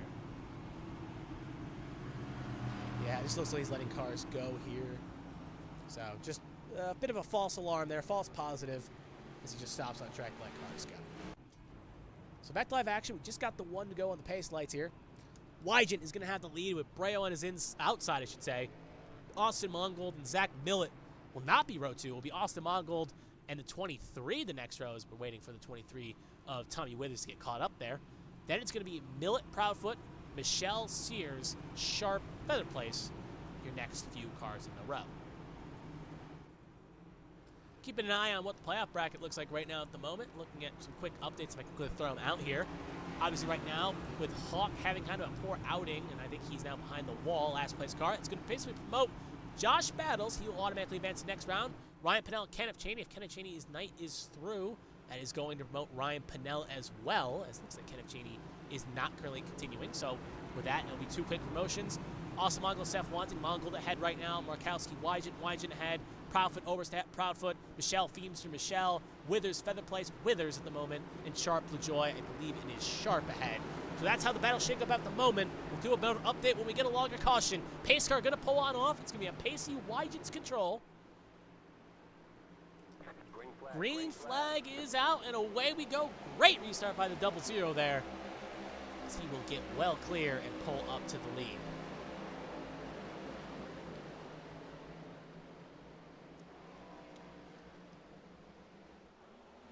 Ooh, car there. Withers gets a little touch into the wall there. Most of the cars keep pointing the right direction, though. No caution is going to be called. As right now, Wygant holds on. Brao for 2nd, Mongold 3rd, and then Zach Millett clearly there in 4th. That is actually Daniel Michelle. There's Zach Millett looking to make a move on Austin Mongold and his Caterpillar machine. It looks like Millett. Oh! Mongold mows down that wall. That is going to allow Michelle to get through here. Mongold maybe not too thrilled what happened there. There's Proudfoot. He's way up the road too there. Looks like he may have had a slight mistake in the corner here. This is Gaiman, Ray. There's Sears fighting Proudfoot. His cars all fight for position here.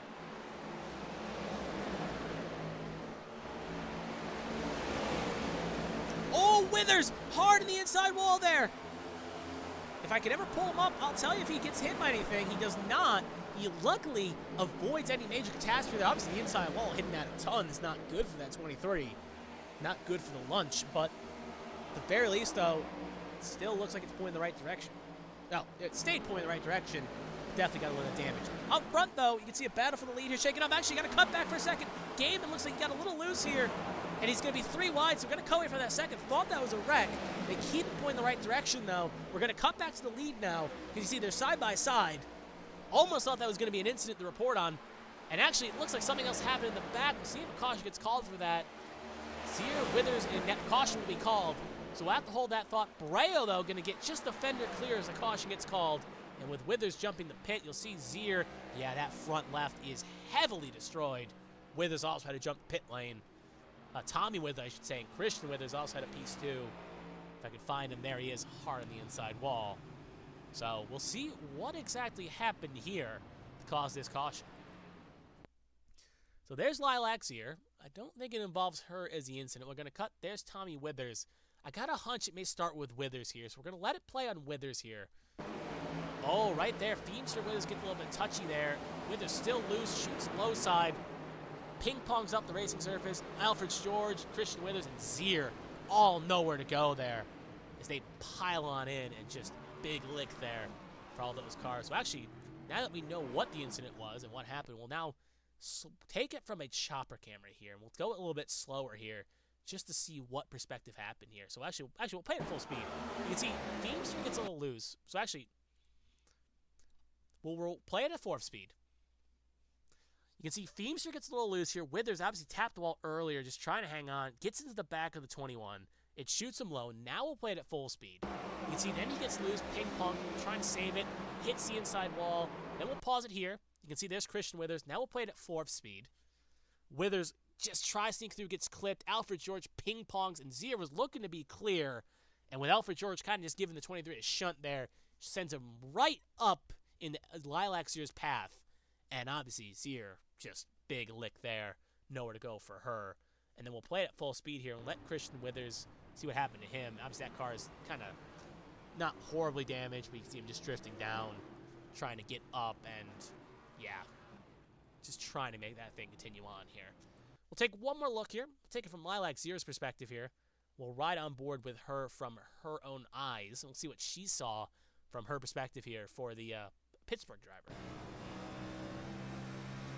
So there's the chaos up front. Yeah, you'll just see right there, just trying to ride along, and right there, she could have maybe been in trouble there, and you can see phases through the 23's car. We see her, the Withers' helmet. Obviously, may have been in a bit of trouble with the speed differential with Christian Withers, but yeah, Tommy Withers hitting her hard basically stopped her dead in her tracks. And now she's going to have heavy damage. So back to live action. There's Christian Withers right there. He's still relatively okay. He still continues on. But like I said, the lead was handed over to Jeremy Breo at the time of the caution. So Breo will have the lead. Withers, Wygent, a lot of W's in this field. Wygent will be on the high side when they go green this time by. Just a quick race update where everyone is running at the moment. We have 25 cars on the lead lap. Dale Markowski is the first car 1 down. Actually, he's not even 1 down. He's 3 down. So Markowski's 3 down. Painter's 3 down. Obviously, Seth Wansing is still running along with Withers and Feemster. But with Withers and Feemster both having long repair clocks here, we'll have to see what happens with these drivers. But at the moment, if they continue on, they'll be at least more than 3 laps down along with Seth Wansing. So 25 cars still on the lead lap.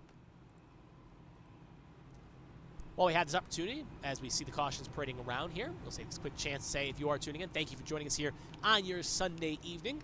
We have about 90 to go next time by here at the Miles the Monster 200 here at Dover International Speedway. I am Kevin Young here to bring you some great A-Squared Cup Series action, or the ARCS Midwest Barbecue A-Squared Cup Series, as we are shaping up for a thrilling finish here within now 90 to go, or now on 90 to go, I should say. Lights are out on the pace car. We're going to quickly run over who is where. It's Breo Wygent, row 1. Last pitted both on 93. Michelle and Millet are going to be the first 2 on the 99 stint. They both came in on 99, all on obviously on 4 tires. Millet and Michelle, row number 2. Austin Mongol also came out on 93. It's going to be on the inside with Liz Peltier Sharp on the 99 club. It's going to be on the outside. Rest of the field is last came in on 99 as well. Proudfoot and Ray will be the next row. And Josh Gaiman and Tom Sears will make up the first 5 rows. It'll be interesting to see how these cars on those slightly older tires, as Dover's is a concrete jungle, and look at that, Dustin Painter gets stuck up on the high wall here. We may get delayed a lap here, as Dustin Painter stopped. We'll see if anything gets called here, as Painter is just kind of stopped there. He gets it fired up, though. Obviously, Painter is also 3 down here as well, so, and yeah, we're going to get delayed 1 lap because of that, so We're getting one extra lap of delay as it did stack up the rest of the field here.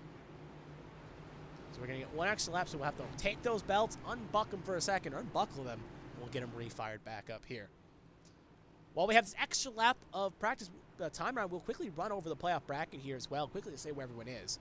Again, with like I was saying, with David Hawk being currently out of the race and the last car out, it's going to be Josh Battles advancing. Between the battle, Ryan Pennell and Kenneth Chaney. With Kenneth Chaney out of the race, Ryan Pennell will advance. We already know one battle. It will be Josh Battles versus Ryan Pennell, bearing any penalties, will be next week. Austin Mongold, Seth Wanzing. Right now, with Wanzing being 3 down, Austin Mongold's looking poised to advance. Between Dale Markowski and Pacey Wygent, with Dale Markowski 3 down, it looks poised. Pacey Wygent will advance, but obviously things can change as both cars are still running. Between the battle of Brandon Proudfoot and Stefan Oberstadt, Brandon Proudfoot is currently ahead with him sitting in 7th position, and I believe Stefan Oberstadt is sitting somewhere in the field here. Still on the lead lap, and he is currently sitting in 19th position. Quick run of the rest of the field. Dan Michelle, Kevin Feemster. Kevin Feemster, I believe, is multiple laps down as well with the damage. He is, so it looks poised. Dan Michelle will advance. Tommy Withers and Brandon Featherplace, with Withers having that big lick there, the 23, now being at least a couple down. Looks like poised Brandon Featherplace will advance. And between Mike LaJoy and Alyssa Pelletier-Sharp, right now Alyssa Pelletier-Sharp has the advantage over Mike LaJoy, but both cars are on the lead lap, so that battle can easily shake with her in 7th and Mike LaJoy in 12th. So pace car going to pull off. We'll have to quickly run over that battle here. It's going to be on Breo's control. Green flag is out, and away we go.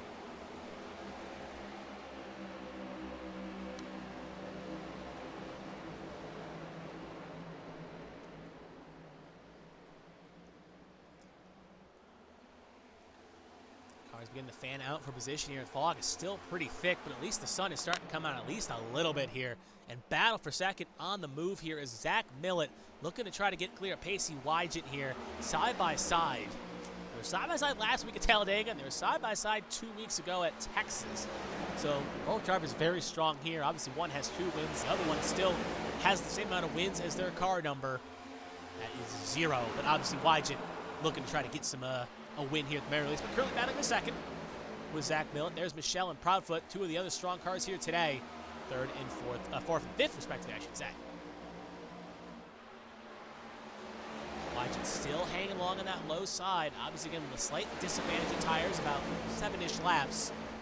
Right now, you're not going to feel the effects, but as this run goes on, and a pit stop still looming for the field, we'll see how it all goes.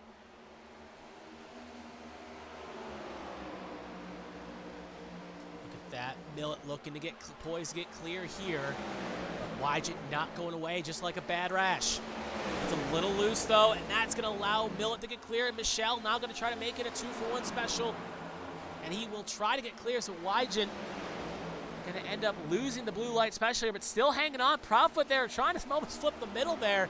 He's waiting on that line, just trying to make something happen here. Michelle going to keep 3rd. Wygent now side by side with Michelle. Proudfoot, I should say. As, again, one little mistake on that low line's got him pinched. Kind of a reverse Martinsville here. Now, the 0-0 holding strong. Still side by side. Almost put Proudfoot on the wall. Looks like Donald Wright did have a little touch there in the distance, as he's kind of lost spot there, but they all got to point in the right direction here.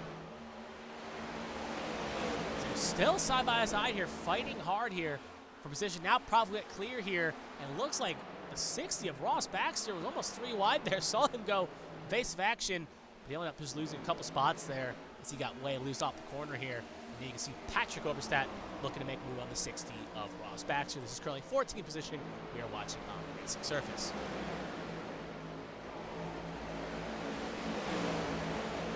Pretty much everyone else is single file here. This is the only double file battle, I should say. As you can see, the Oberstadt brothers on the low side, Ross Baxter, the lone car on the high side here. But that high side has been maybe a bit of a strong place to pass. I've seen more cars get the job done on the high side than do in the reverse by clearing on the low side.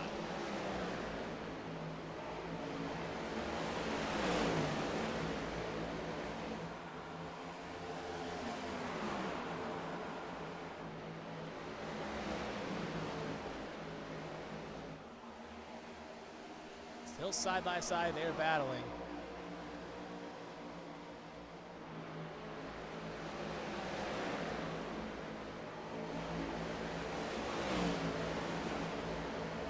that still raging on, not missing out front.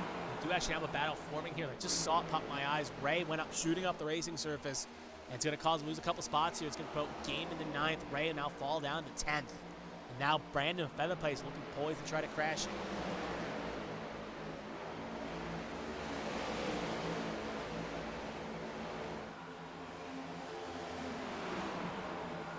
That spot going to clear down, so put Ray in 10th. Again, with laps ticking by here, if this stays green at the finish, drivers will have to take one green flag pit stop. But we'll cut back up to the lead here. You can see right there, Zach Millett reeling in that 74 Jeremy Breo. Now, luckily, Breo, I'll confirm I got this right here. I know I got it right. Has won this season. He won Daytona. So he's not in a spot where it's a must-win for this driver. He's got the win. He's locked the playoffs. He just hits the wall right there. But obviously, momentum is a key factor. Obviously, still 12 weeks to go. Playoffs are not even on his mind. He just wants to get the win for winning's sake, or a good run for good run's sake.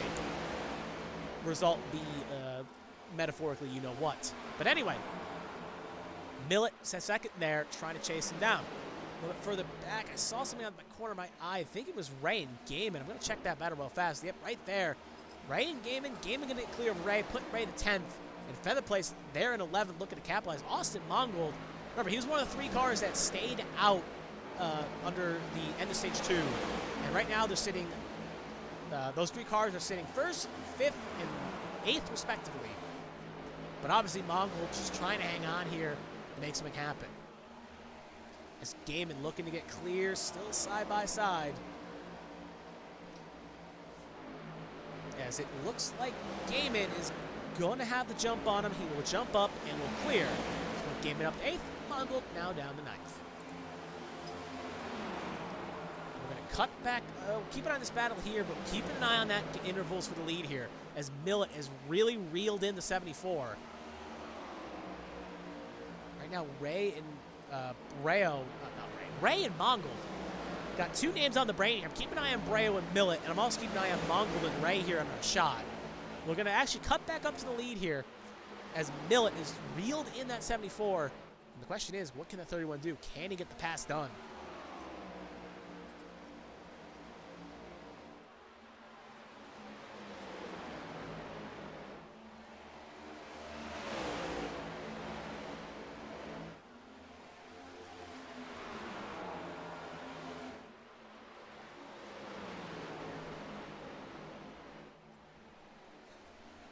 So anyway, you can see Millett again got the run.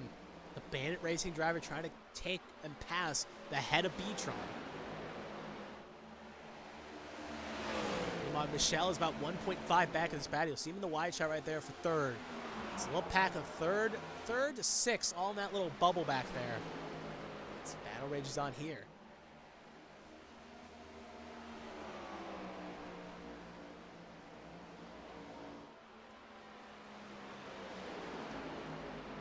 Zach Millett again. We'll actually ride on board here. I was going to say we'll ride on board here in a second here. I wish we had a camera for that. We'll actually ride on board here with Zach Millett here just for a second. Just to see what he sees through his eyes here. Again, 2-time race winner. Obviously, the last one was Talladega, not Texas. Now going to try to go high here. We'll cut back to the live shot here. Just to see. He was going to hold that shot there for a minute, but he's really just hanging on here. Try to make something happen. Almost hits the wall there. That's going to give Breo a bit of breathing room here. And he's just kind of hoping right now that 31 burns up his stuff and allows the opportunity to close up here and make something happen here. A little bit further back, you saw right there on the timing and scoring screen, Shay off here. Sharp ends up getting around Pacey Wygen here as they race for battle here, but just showing it on camera. We're going to cut back up to the front, though, as it looks like Millett is looking poised to make a pass here.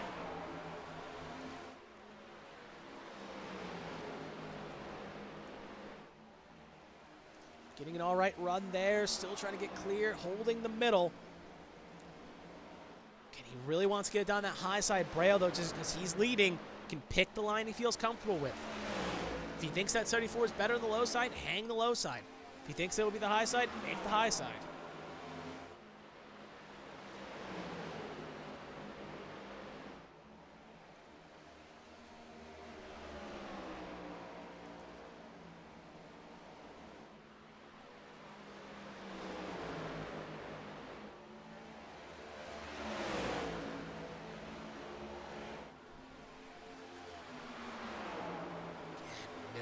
just trying what he can. Again, I don't know if he's saving tire here, playing a little possum per se, knowing he doesn't have to force the issue, or if he really just can't find a run around here, the 74. That 74, looking at the times right there, last time by, for example, Brea was 2/10 quicker than Millet. So maybe Millet just doesn't feel comfortable on that high line here. Battles are raging on across the track here. We're going to cut away from this just for a second. Pacey Wygen and Tom Sears, they're fighting hard here for 6th. And it looks hard here. We're going to keep an eye on that Millet-Breo battle too, so you're not going to miss a thing. If that rages up, we'll change that in a minute. Sears going to get cleared. Now looks like Gaiman's going to make a pass here at Wygen, as Wygen really feeling the effects here of the tire fall. Back to the front. Breo under pressure. Can Millet get to that low side here? Cannot. Breo just picking the line he feels comfortable with, holding it, and it's making it a hard day for Millet to get something done here. Breo being a thorn in the side of that 31, but one mistake could put a bad picture on the 74, and just had a blink out there. Still fighting a bad connection here. We're going to cut back to Millet here. 2 blinks in the corner. He still keeps his track position, though, does not lose it. But he's got to be careful that doesn't keep happening, because you do not want to be leading this race and disconnect, I should say. Now Millet can have a chance to get on the low side here. Going to put a fender, but can't get it done. He was there almost, but couldn't get it done. Still side by side. 1-2 at the moment. Proudfoot. It's also going to cut back just a second here. Proudfoot got around Lily Pelletier Sharp. So it Proudfoot the 4th. Lily Pelletier Sharp to 5th as they rage on. And look at that battle against the front. A little blink out there. Faked out for a second. But battles are raging on. It's going to mess the bug up here for a second because the leader crossed out across the line. So timing and score will be updated as we go across here. They are going to catch a lap down car, though. It looks like that up the road is Mark DeLayla. Currently sitting in 20th position. Last car on the lead lap. It's just up the road here, so it could play a bit of a factor here for the top 2 if they're not careful.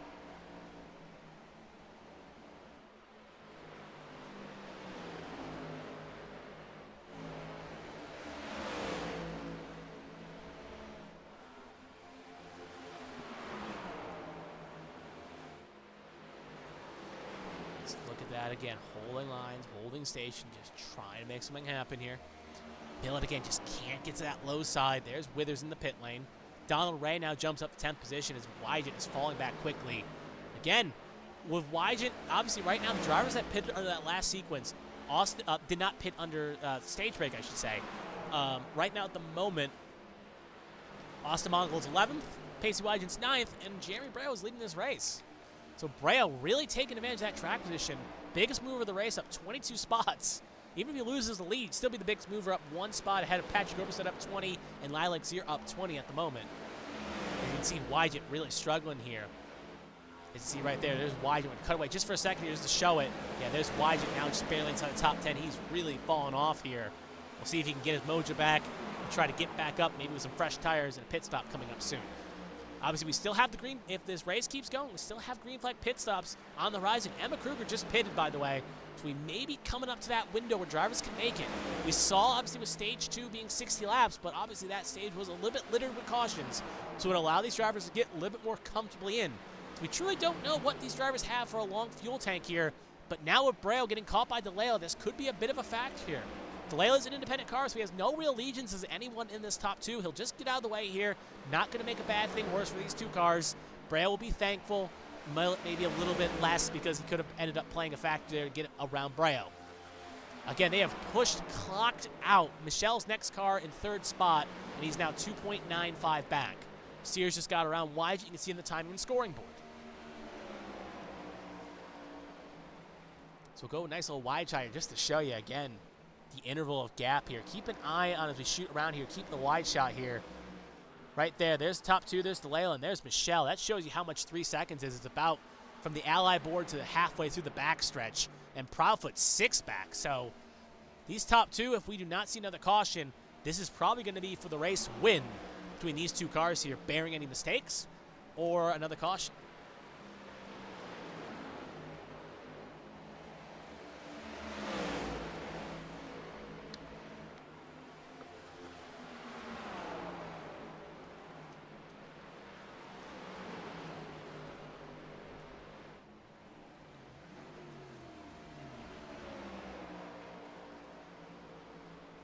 Look at that right now. I don't want to cut away from this battle, but we're seeing other battles on track here.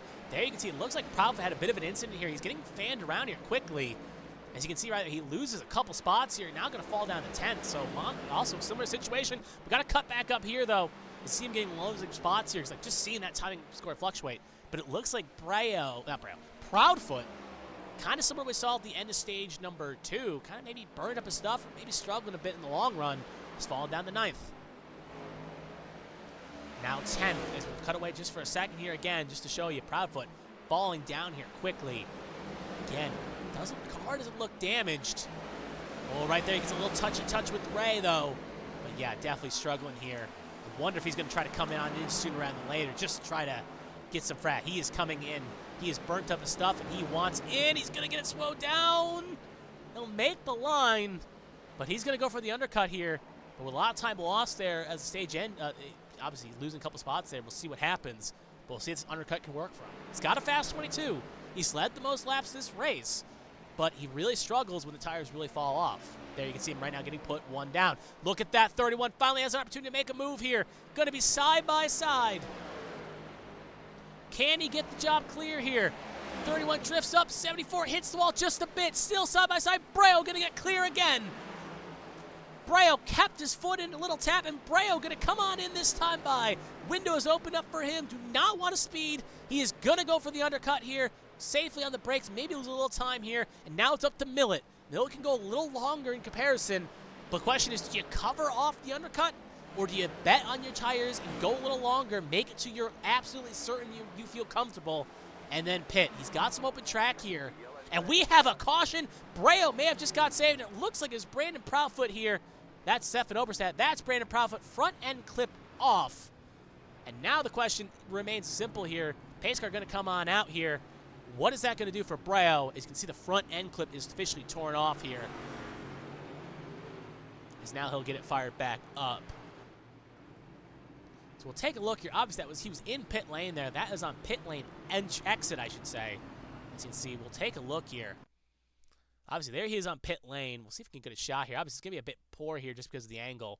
We'll play it out here. Obviously, on cold tires, trying to fight the car. Oh, it just got unsettled. It shot up and right into Josh Gaiman. And then there's Austin Mongold and Donald Ray, so wasn't a single car incident. Josh Gaiman, just, if he had no luck, if he had nothing but bad luck, you have no luck at all. You can see front end and the back end ripped off the 22 there. We'll take another look here as well. Speaking of, I want to see it from Josh Gaiman's perspective, because obviously he was just minding his own business here, currently sitting inside the top 5, top 10. Let it play out here. You can just see there's the 22, loses it. Comes up the race surface, Gaiman's already on the low side, tries to avoid it, just plows right in to the 61. Feather Place luckily avoids it just being further enough back. There's Wygen. They both get clear without any damage in the incident in question, but obviously 61 not too thrilled about that. We'll take one more look as well. We obviously saw from Donald Ray. We'll take it from Donald Ray's perspective here, not from a chopper camera, a little bit further back. Obviously, they get involved in this incident too. Obviously, there's the pile up the racing surface there. And then you can see right there, yeah, Donald Ray just gets flown right into it. And then you can see how the cars take evasive action, but Ray, nowhere to go. And actually, we'll do one more quick look at that as well from a little bit of a shorter angle there. As you can just see as well, just riding his own business, similar to what happened. 22 on the race surface, nowhere to go, is swinging like a top, and yeah, just kills the front end of the 5 machine. So back up to the race lead here. You can see right there the 22 just trying to limp around here. Sequences have played out interestingly. Obviously, right now at the moment, Millet came in, and that was what the worst thing you could be with Jeremy Breo. Breo right now buried down in 18th position. At the time of the caution, he will get his lap back. I think he was the first one down, so he would get his lap back. But obviously right now, it's going to be at the tail end of the longest line here. Actually, sorry, he'll get the wave round. My mistake. No mistake, he didn't get the lucky dog. He'll get the wave round along with these cars you're seeing here. But obviously, Breo, who's looking poised, maybe win this race, he just needed another lap or two, maybe to make that work out for that caution. And obviously, Breo now going to get the wave around, but is now going to be further back than he probably would like to be. And that's going to be maybe a sigh of relief for Zach Millet, as he timed it just right, and he will take the lead when this all is said and done, with Michelle second, Feather Place third, Wygen fourth, and Jared Merchant in the fill-in ride in the 84 sitting in the top 5. Rest of the field all came down there. No cars stayed out in the top 14, so everyone made their pit stop, and that should be the final pit stop of this race. Obviously, we get a late race caution. Things can change, as tires are important. They have a set left, but right now, that is how this field shakes up as the cars get ready for a wave around here. So actually, we'll cut to the 3 machine, Stefan Oberstadt, and then we'll cut to the 74. I'm just trying to find the car in question that should be up there. There's Mark DeLayla. There's David Wright. There's Jeremy Breo, and Tommy Withers is the one ahead of him. So they should get the wave around here this time by.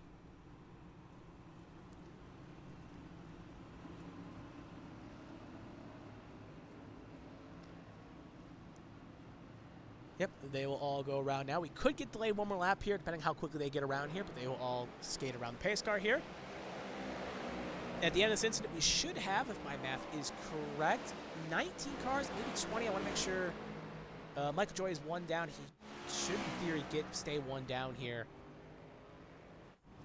As we'll do a quick upset, it's going to be Mellet and Michelle first row, Featherplace Wygent row 2, Zier Merchant row 3, Kerr and Oberstadt row 4, Ryan Gomes and Tom Sears your top 5.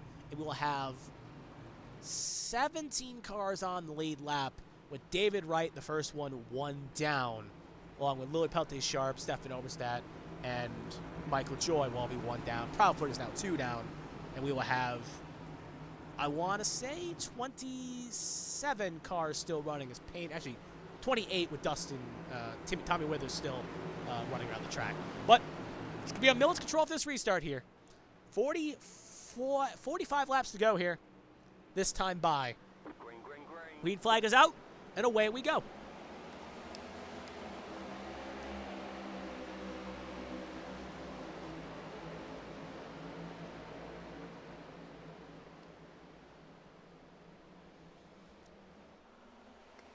Oh, tap there by Daniel Michelle. Hard on the inside wall there. And it's going to cause him to stop there. No caution will be thrown, but that front end is destroyed. He'll get it going now, but you can definitely see that thing is pretty wounded. No caution will be thrown, though. We stay green. Just going to stay on for a second to see if he ends up pulling down the pit lane here. He will not. He'll continue on, just hoping maybe a caution will be thrown by another incident. Millet, though, will still stay in the lead. Featherplace now promoted to second. There's Pacey Wygent in third. And Lilac Sear under pressure here from fourth for the 84 machine of Merchant. Kerr gets into the wall there. It's going to allow Patrick Oberstein a chance to run the low side here.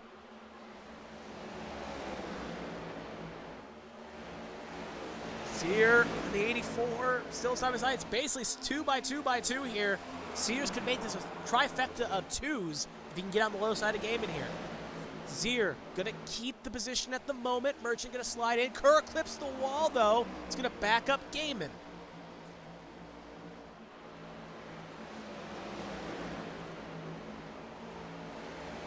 Gaiman going to slot up the 7th. Kerr now down to 8th. Sears looking to get clear here to make him, put him up to 8th position, and Ryan Pinnell in the distance there as well.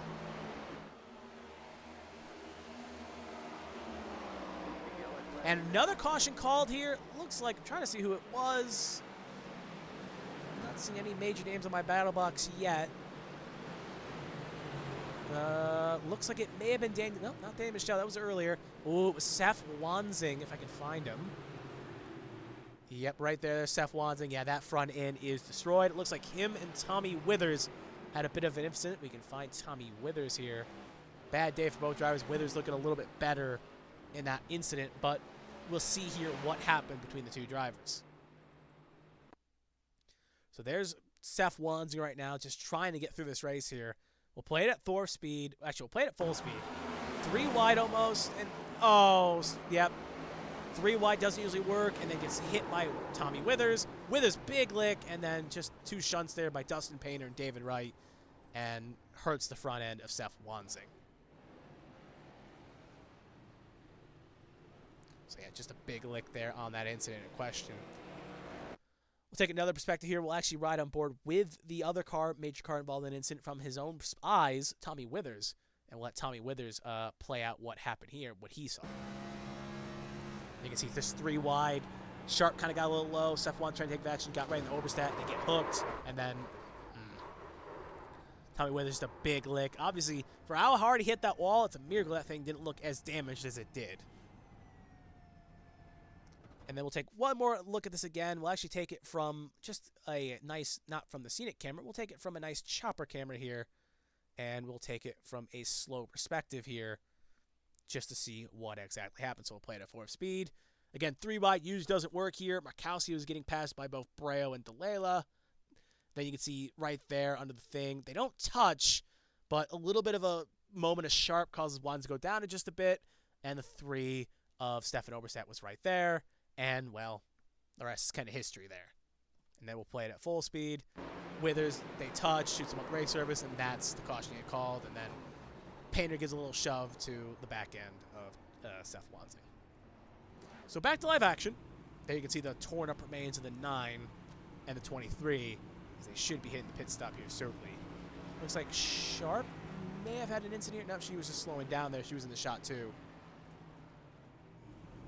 As you see, Withers and Wansing both going to pit here. So see if they continue on, but with Withers being multiple laps down and Seth Wansing being at least multiple too. This is just racing for pride and points to try to make something happen here.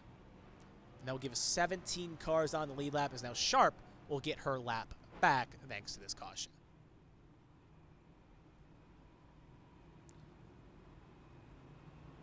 Thank you to ABN Esports 1 for rating us here as we just came off a caution there, as looks like the Winstyle series just finished up there on ABN 1, so thank you for joining us here on ABN 2. We'll do a quick rundown here. I am Kevin Young, as greatly here to bring you the A squared competition here at Dover, the ARCS Midwest Barbecue Series, I guess you can say.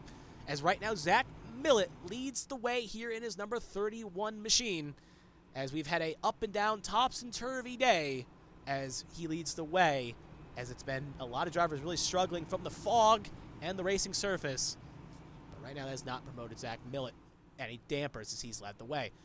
Looking at some of the drivers that qualified well here, obviously Brandon Featherplace and Danny Michelle, both on the front row, both in separate incidences, both right now at the moment.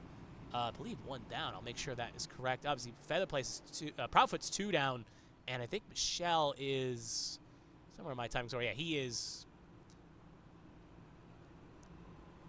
somewhere. Just yeah, it sticks with you got a lot of names here, so just 'cause sometimes they blend in. Yeah, he's somewhere right now at the moment. I think he's on the lead lap, but regardless, we're gonna get the 1 to go here, and it's gonna be Millett and Featherplace, your front row here. Wygant Sear, row number 2. Merchant and Oberstadt, row 3. Gaiman and Kerr, row 4. Sears and Ryan Pennell, row 5. That is your first 5 rows here. Zach Millett has been dominating the second stage here. He took the lead in one stage number 2. Stage 1 was won by Proudfoot, and is looking poised to maybe win this race here. But Featherplace, Wygant, Sear, and the rest of the field all looking to try to maybe take a challenge, that 31, and try to stop them. When they get it done, we'll find out here, as final pit stops have concluded about 10-ish laps ago. Obviously, if cars come down again with a late caution, they may be looking for fuel and tires, or at least tires more likely, because this track eats them up like breathless. So pace car going to take the lonesome trip down here this time by. And it's going to be on Millett's control.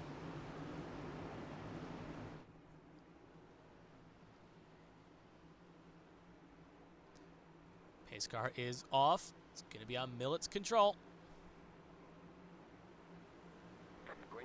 Green flag is out, and away we go. Inside line prevails again, though, but Featherplace not going to be caught napping. We'll try to keep second position away from Wygant as the rest of the cars file on in.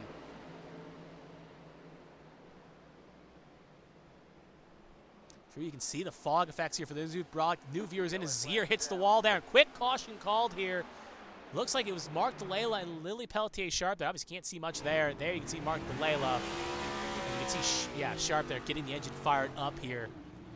So quick caution called there. Looks like these two drivers had a bit of an incident here. Obviously, Sharp just got back on the lead lap. DeLalo was last car on the lead lap, too. Got the lucky out last time by, and now both involved here. So we'll take a look, see what happened here. We'll play it from, actually, we'll play it from a chopper camera here, because usually that's a good indicator of what happened. Obviously, they're not near each other, so we'll just see what happens. We'll play it at 4 speed. Painter clips the apron a bit. You can see Wansing right there, split in the middle. Looks like he got a fast pair on that machine. Delaware a little bit slow. Oh, right there. All right, we're going to pause here before anything happens. We're going to wind just a bit, and then we're going to see what happened to Mark DeLayla here. So we're going to just do a quick little reset check here. And now we're going to play it at 4th speed. Looks like DeLayla got a little loose and got right into Alfred's George here. Shoots him up the racing surface. This is way up the field here. DeLayla has the brake locked. Going to play at full speed. Lawrence gets into him, sends him right down to Melissa Pelletier sharp, and then nowhere to go for either driver here as they end up hitting the inside wall pretty hard there. So actually, we're going to wind just a bit here again. Just one more time. I just want to see it from what exactly caused the 80 to slow up there. Was it just a bad restart? So right off the restart here. Oh, a little bit of a checkup on the high side. But yeah, no major thing. Just try to come low. Alfred George had a big run because the inside line had spacing, and then you can obviously see the effects. Lawrence right into sharp, and then obviously that sends them both on the low side here. We'll take another look here as well again, this time from Sharp's perspective. We'll actually ride on board with the 18 machine, the French driver. So we'll put the camera on here, and we'll play it out here. You can see right there, there's the puff of smoke. Obviously, Lawrence gets a little shove, and one gear car sends DeLayla into another one. And then obviously that really just gave nowhere for Sharp to go, and then shoots it down. Looks like one more thing happens here on the replay, so we're going to play again here to see what happens to Sharp firing up. Let's see what happened here. Actually, it looks like it's just, actually a little bit later. Sorry, here's what we're looking for. Looks like something may have happened here, so I just want to see what happens here. Obviously, keep an eye on Sharp here. DeLayla. Did they just slow up here? Yeah, they just slow up, so nothing really happened of note. Popped up again, though. Just want to make sure nothing major happened. They just stopped when the pack slowed up. So anyway, back to live action. And you can see Alyssa Pelletier Sharp came on in, comes around and get caught back up. She'll stay on the lead lap, and she'll be relatively good to go. 18 cars still on the lead lap. Mark DeLayla as well. We'll just cut to him real fast. Jump. He's leaving the pit lane now. Car looks pretty all right for what just happened. Probably still had a fast pair in the tank, or not a lot of damage that he needed to fix up. But right there, again, Zach Millett leads the way. And the thing is, as this race gets very calmed down here at the very least, well, I guess not calmed down. As the race gets to its finish, its natural conclusion, and these laps tick, tick, tick away, if we get a late caution, it then raises the question. We saw, obviously people tuning in late didn't see this, but Brea was able, on about a 7-8 lap tire differential, was able to hold off fresh tires for many laps.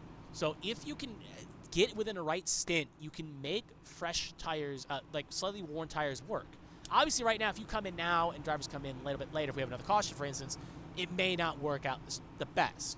But if we get, let's say, another caution in lap 175, 180, it could be worth risking it, maybe coming in, trying something, and seeing what you can make work out of it at the very least. But obviously that's bearing we get another caution. So obviously things can change, and as things change, other things stay the same. But anyway, lights out on the pace car here. It's going to be Millett, Feather Place, row 1, Merchant, Wygent, row 2, Damon Zier, row 3, Patrick Oberstadt, Tom Sears, row 4, Ryan Pennell, James Kerr, your first 5 rows. With 18 cars on lead lap, Stefan Oberstadt got the lucky dog, and will be back on lead lap. Only Michael Joy is only 1 down. Rest of the field is a combination of 2 laps down or more. Proudfoot, Michelle, both 2 down. As you can see on the screen there, Markowski, right, Wanzi down 3, and 5-6 with, I believe, I want to say 29 cars still running. Austin Mongol, last of the cars still running, currently sitting at 29th. And this is going to have a big factor on the bracket challenge as well. We'll go over that in a short break here. If we get another caution or another break, we'll go over what those results look like. But right now, Feather Place and Michelle Millett. Feather Place is still in the bracket challenge. Millett looking to try to get the top 30 to make his 2 wins count. Both looking, and even Feather Place also looking to get a win as well. Same thing with Wygent.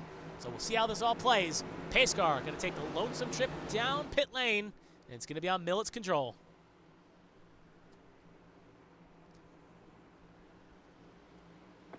Green flag is out, and away we go. Great restart by the 31.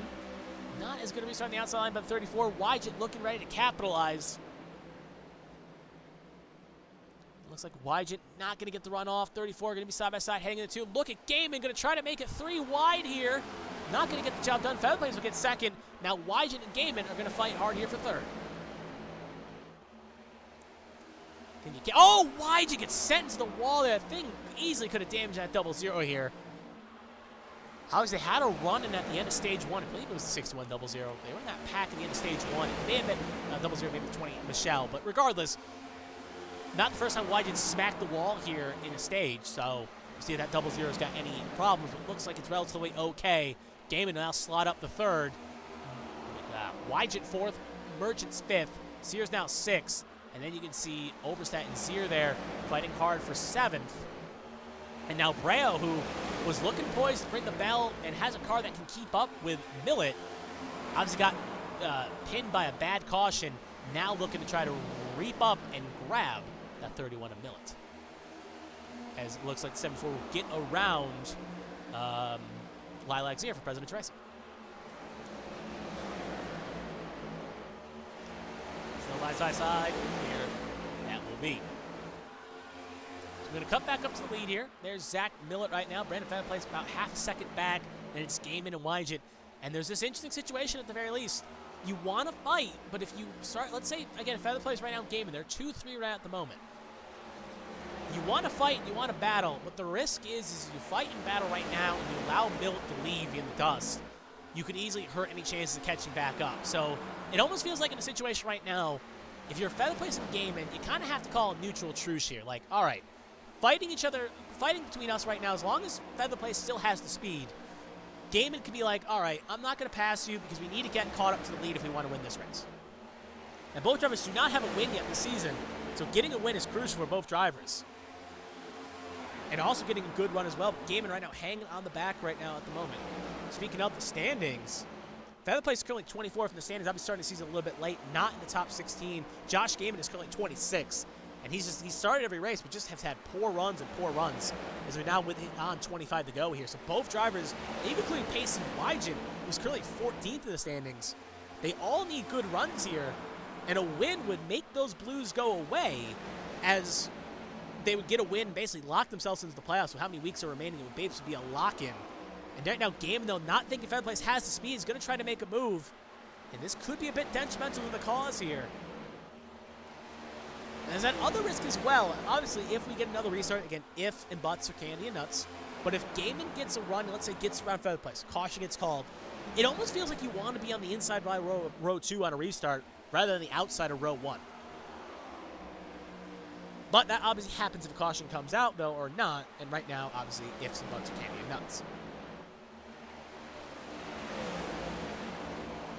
23 to go right now. Obviously, still right now, Zach Millet leads the way. Looking to do what not many drivers, I don't think, have done in A-Square competition. Correct me if I'm wrong. Obviously, I'd have to look at the history books here, as I know someone in the A-Square community will be ready to let me know this. But I believe, I don't think many drivers have gone back to back to back.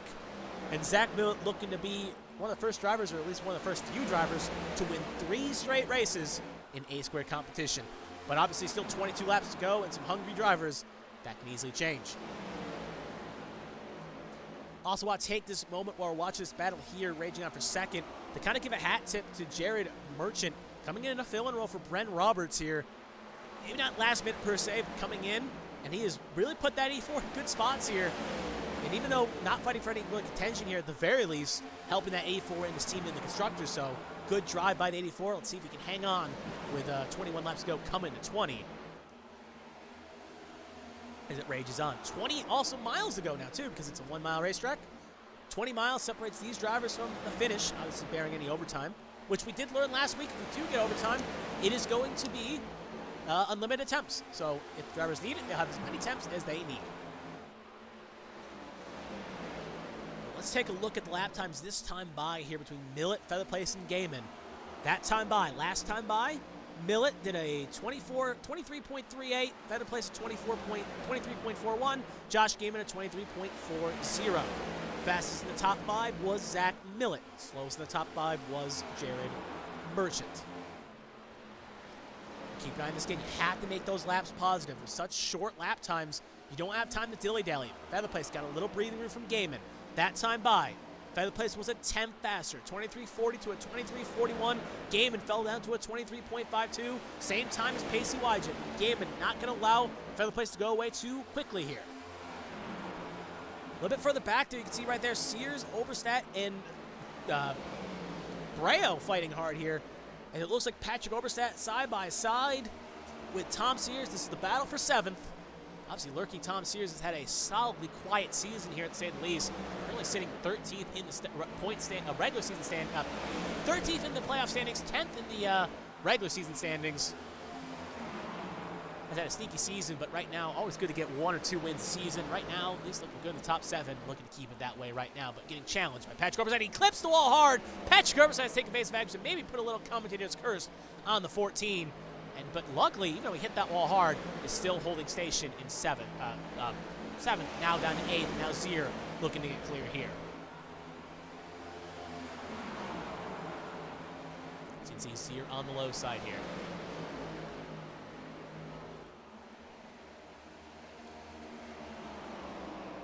Ryan Pinnell going to try to take a charge on the low side here. Try to make something happen around Tom Sears. Again, Ryan Pinnell is in the bracket challenge right now at the moment. Quick update where he is in the situation.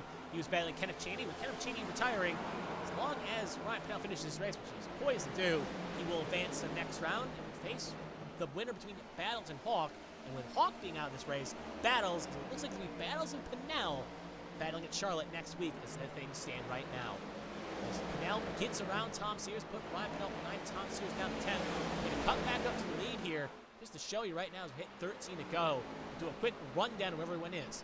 Zach Millett, currently right now at the moment, sitting in first position, 1 second clear of Brandon Featherplace. That time by 23.88. Featherplace, speaking the car in second, there he is in 34, Liquid Death Machine. Driving for line power. Not lost a step, coming back in full-time competition. Currently sitting in second, about a second back. Josh Gaiman there in third.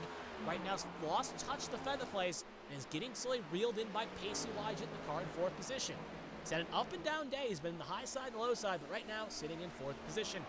Jared Merchant sitting there in fifth in the 84 machine. Jeremy Breo in sixth.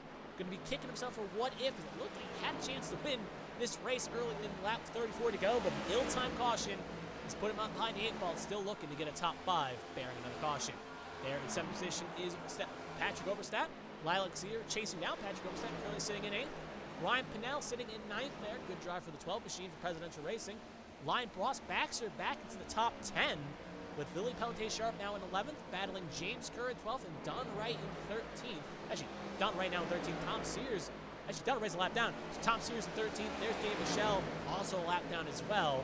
We'll finish this up with Ryan Gomes currently sitting in 14th. And Josh Battles, driver not many people have said give him much of a fighting chance, is looking poised to advance the first round, the second round of the bracket challenge, as he has taken advantage of other drivers' misfortunes, and he is looking poised. Upset at John Hagan, looking poised to upset this driver here today, and he's looking at Davey Hawk, and he's looking poised to take his 32nd seeding to the next round, face Ryan Pinnell. 10 to go here. Leader still leads the way. It's now 1.3 seconds. It almost feels like if you're Brandon Featherplace, you're going to need a late race caution here to make something happen here. Obviously, if you're Zach Millett, you're not hoping to see a caution. You want this thing to be green to the finish. As he's 1-2, and you just see the gap there on the wide shot. Fog is actually beginning to lift here. First time we could really use this wide camera here and actually see what's going on, as it was heavily dark early on. 8 laps to go. For reference, that time by dead heat between Millett and Featherplace. Featherplace is just hoping for a caution because he feels like he can get just one more chance, one more restart. He can maybe challenge that 31. Coming to 7 laps to go. It is still Zach Millett leading this way. Top 10 is pretty much single file, but we do get a little bit of raciness in the 10th spot here between Lily Pelletier-Sharp, 84 Zach Merchant, not Zach Merchant. 84 Merchant, 18 is Sharp, and 12 Ryan Pinnell here fighting hard for 8th, 9th, and 10th. And Sharp trying to get a good run here to get some extra spots here. Remember, she got a win at Phoenix, so she's poised to make the playoffs, but obviously trying to be maybe the stalwart, the Gear Cats here. Right now she's looking poised. Obviously it's Emma Kruger's team, but with those drivers having technically the most, Gear Cats right now tied with the most wins on the season, along with B-Tron. Actually, B-Tron's got more by 3. Gear Cats has 2, and now Band Racing has 2, and Milt holds on. He will join Give Band Racing 3 wins on the season, tying with the most by a team this season. 5 laps to go, 5 miles. Zach Millett clear by 1.6 over Brandon Featherplace. Josh Gaiman is 3 back. Again, this will help Zach Millett in the chase, I believe. Again, can be corrected if I'm wrong. Top 30 gets you into the playoff consideration. I believe at the very least, or top 32, or probably somewhere around there. And right now, with Zach Millett being 41st, this win here will get him a lot of points that can help bring him closer to making it into eligibility and making those 2 wins count to get him in the playoffs. 3 laps to go, 3 miles. Sharp is using those fresh tires to advantage. She's now up to 7th as she's gotten around Zier here, and there's Braille for 6. We'll focus on her for a second here as she's looking poised to make a run here to maybe get to the top 5.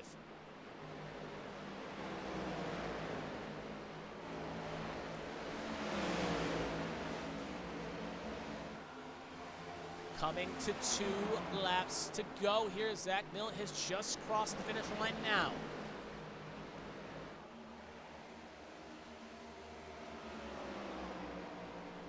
Still racing hard here. We'll cut to the leader in a second here, just making sure nothing happens here at the moment. Sharp still holding strong here. Can't really get a run here. As Zach Millett's coming through 3 and 4 right now, the light flag will crest the air. And white flag is out. 1 lap to go. Brought to you by Smeal Racing Designs. Zach Millett, 1 mile to a finish line here. No one behind him, no one ahead of him. He's looking poised to do it. As he enters 3 and 4, Zach Millett will be one of the first few drivers he can say did this, win back to back to back. 3 wins in a row, 3 wins on the year. Zach Millett will win the Miles the Monster 200 here at Dover, with Brandon Featherplace bringing it home in second, and Josh Gaiman, he's going to be happy to doctor order that with a podium for 3rd position. There you see him in 3rd. There's Brandon Featherplace in 2nd. But Zach Millett, can anyone stop this man? Because right now he is driving the wheel off that thing, and we know in some of the circles, ABN and other ones, knowing this 31 driver is mad fast. Could be a bit of a curse. These drivers are going to have to try to challenge there. You can see the 00 there trying to get low there. It just gets hooked on the 61. No harm, no real intentional with that one. Just kind of just a spin there. But it's Zach Millett. He's going to burn it down here.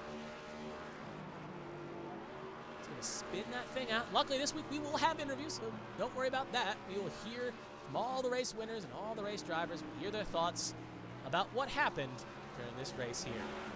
Just going to update this.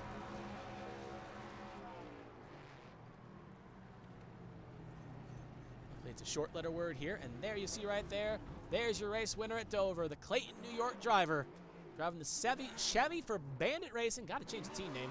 It's no longer technically Next Gen Racing.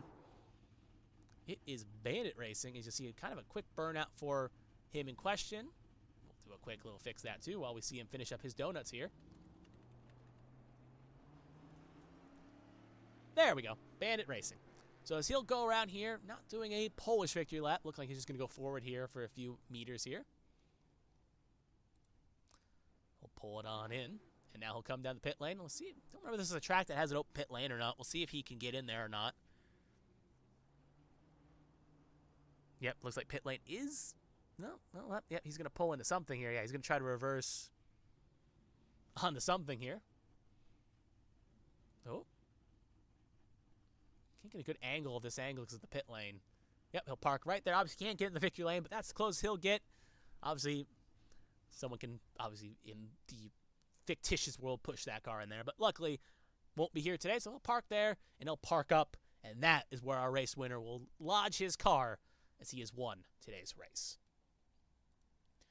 So anyway, like I said, do not go anywhere. We'll have some race winners to hear from, and the top 3, if we can get a hold of all those 3 right now.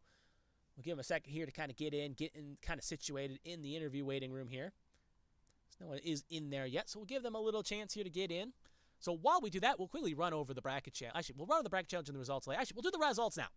Yeah, we'll do the results now. That's a good chance to do this right now. So we'll pull up the race results here as we got a second here. We'll go to the tip top, and you'll see right there, Zach Millett wins this race, 2.5 seconds clear, and actually it'd be helpful if I took that detail off. And I took that off too. Be great if we did that. There we go. So Zach Millett wins this race with Brandon Featherplace in 2nd, Josh Gaiman in 3rd, Pacey Wygen in 4th, Patrick Oberstadt rounds out your top 5, with Braille, Sharp, Zier, Merchant, and Ryan Pinnell rounding outside the top 10. Moving further to the finishers in the next 5 spots, James Kerr, Ross Baxter, Ryan Gomes, Josh Battle, and Mark DeLayla round the top 15. Alfred George, Tom Sears had a little bit of an incident late. It seemed he falls down to 17th, and Stefan Oberstadt will be last of the cars running on the lead lap. Then we got Mike LaJoy, who just needed one more caution in the lead lap, could not get it. He'll be the first car, one down 19th. And Daniel Michelle, round the top 20, our pole sitter, obviously, again, kicking himself. Another day, kind of a good day wasted here, but still a long ways to go. Moving further up the field, we'll move now, if I can get this right here. There we go. One more click here. She gets where we need to. There we go. Del Markowski will get 21st. Obviously, last week's podium finisher will finish 3 down. Seth Wanzig will be next in 22nd. David Wright in 23rd. Dustin Painter in 24th. Kevin Feemster, 25th. Michael Lawrence, 26th. Donald Ray, 27th. Austin Mongol, 28th. Now we're getting the drivers didn't really finish here, as I think Proudfoot was last of the finishers, 29th. Tommy Winters, first of the DNS, finishing 30th. Emma Kruger, 31st. Withers, 32nd. Kenneth Cheney, 33rd. Jonathan Adams, 34th. Patrick Allen, 35th. And Davey Hawk rounding out the field here in 36th position. So now we will move on. That will bring us nicely to the interviews here. We'll see here if anyone's ready. All 3 are in here, so we'll go from 3 to 1 here. So we'll bring in Josh Gaiman and hear his thoughts first, and we'll move up and down the field accordingly. So we'll just do this here. Some audio around. And now we'll hear from Josh Gaiman, our 3rd place finisher. Just say, Oh, sorry. I guess you're in the middle of something there. Hi, Josh. This is Kevin in the ABM booth. You got a copy? I got you. Alrighty. Well, obviously, season's not been the best of you right now, but obviously a good podium result here can definitely be what the doctor ordered. But we'll start off with how we all start, as at the beginning here. You had an okay qualifying, but as we got into the race, it was a very foggy affair. So how was the track out there with the heavy fog and everything else around it? Yeah, it was just, it felt like the track was taking a ton of rubber really fast, or, and with it being just really heavy, air, getting behind somebody was a death sentence, and, you could run there for 5-10 laps, but after that, you had to try to go somewhere else, and there's really not a lot of places to go here. It's a pretty tight track. So, yeah, I mean, it was definitely less the setup and more the weather, just kind of, forcing us to go single file and just kind of follow each other around, but it wasn't that bad, there was a bunch of wrecks, but I think it was just because, normally we can run 2 lanes, but we really just couldn't do that as good as we normally could. Mm-hmm. Yeah, we saw that on the opening lap with a lot of chaos and everything went on. But you've had a very up and down day. At some point you were battling up, and then you got your own little wall smack and got spun around, and we saw you spin around. So, again, how did you stay motivated to keep going? Because obviously we saw you at one point get into the back of, I don't remember what car it was, but you hit the back end of them, and we thought in the booth here that it was going to be race over yet. You kept going, kept soldiering on, and ended up getting a podium. So how did you keep that adversity going? Yeah, well, being like 26th in points in a series that I'm usually in the final 4, it's definitely a good motivator. Whether it's a negative motivator or not, it's still a motivator. I just didn't want to have a bad week, and I usually perform pretty well at Dover, couple of, podiums here throughout different series and a win or 2 here and there. So I just had to just keep my head down and keep going, try to stay out of the wrecks. And luckily, most of them happened behind me, and I was able to just kind of pick 1 or 2 cars off on the restarts and move up. But yeah, that the last pit stop, I think I'd have had a better shot at it. I got like a hold because of it said I passed somebody, which I don't know who it was. It wasn't telling me to let anybody by. Otherwise, I'd have been right there in the top 5 pretty much the whole rest of the race. Mm-hmm. Moving further on, we obviously saw with that late restart there, obviously got a few cautions at the finish line, and then you are battling just inside the top 3, and we saw you having a big battle for feather plays. But I'll ask this question, was tire fall kind of an important factor? Because we saw, like, Proudfoot and a few other drivers really struggle as the run went on. Were you really struggling with tires as we saw the laps tick by there, or was it just maybe a Millet just being a little stronger throughout the run? Yeah, it's just the with the track and the air being cool, there was a ton of grip. So if it was just getting aero tight behind people, and there's just not a lot of places to race, so it was really hard to not be behind somebody. And if you were, it just blew the right front off. So Zach just having the clean air, pretty much let him just it let him dictate the pace really, and he did a good job of it. So just nothing else anybody could really do by the end of it. I think Brandon's tires were probably just about as burnt off as mine were. And Pacey behind me probably just about as bad. Mm-hmm. I got a few more questions here to keep going on to this train of thought. Obviously, like I said, as we start this interview, obviously you being 26 in points, and obviously you thinking, or at least showing that you definitely could be a top four, Final Four driver. Is this feel good to finally get that podium? Do you think this will get the ball rolling in the right direction with Charlotte next week? Yeah, yeah, definitely. I can leave with a smile. I think if I were doing really good in the season, it would have been a bit of a bummer, just with how the whole race went. But just being so far down in the points, I mean, anything is good at this point. If I could just keep clicking off top fives, we'll be moving forward and looking good. Mm-hmm. Well, and I guess last question here I'll throw out as well. Obviously, unless you want anything else to add about today's race, obviously Charlotte is next week. How do you feel about Charlotte? And you think it's a track? Because obviously we know you're great at short tracks. 1.5, the 1.5 mile ovals, you're definitely strong at, but definitely maybe a few drivers a little stronger. But how do you feel about Charlotte? And do you think it's a track that we could see maybe take your first win of the season at? Yeah, Charlotte's a fun one. I did really good there my first year in A squared. I can't remember exactly where I finished. It was a couple years ago now, but I've had success there. I've had a lot of top fives, top tens and stuff like that. So hopefully, maybe as long as the weather's good, we can move forward from where we finished tonight. Mm-hmm. Well, as it is ABN tradition, first time I've actually talked to you at this booth this season. Is there anyone think, family, friends, sponsor, whatever you? The floor is yours. Take it away.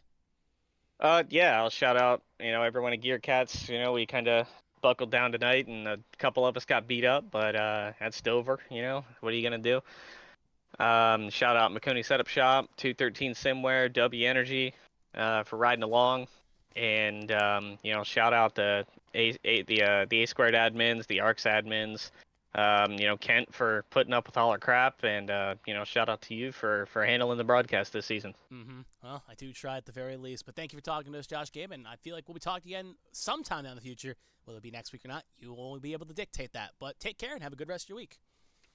Absolutely. And that was our third place finisher, Josh Gaiman. So that will move us nicely to the next car in line. We'll hear from Brandon Featherplace, and we'll hear his thoughts about today's race. Brandon, this is Kevin ABM Booth. You got a copy? I sure do. How you doing? I'm doing great at the very least. Well, we'll talk about the race here again. Obviously, again, I asked the same question to Gaiman. I'll ask the same question to you. You had a good qualifying run. You got a top 10 run. But again, early on, there was a heavy fog, and the track seemed to be a bit iffy. So kind of tell me about that opening stage here. How did the track feel to you, and how were the conditions out there?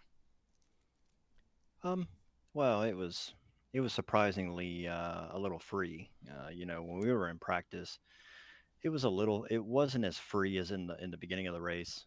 Um, so Baxter, he started losing it at a two right there on the opening lap, and I panicked and went up, and then we had that big accident. So after that, then I accidentally used my fast repair early. So I was just kind of trying to take it easy and trying to relax and, realize that the race was still pretty long and just kind of chill.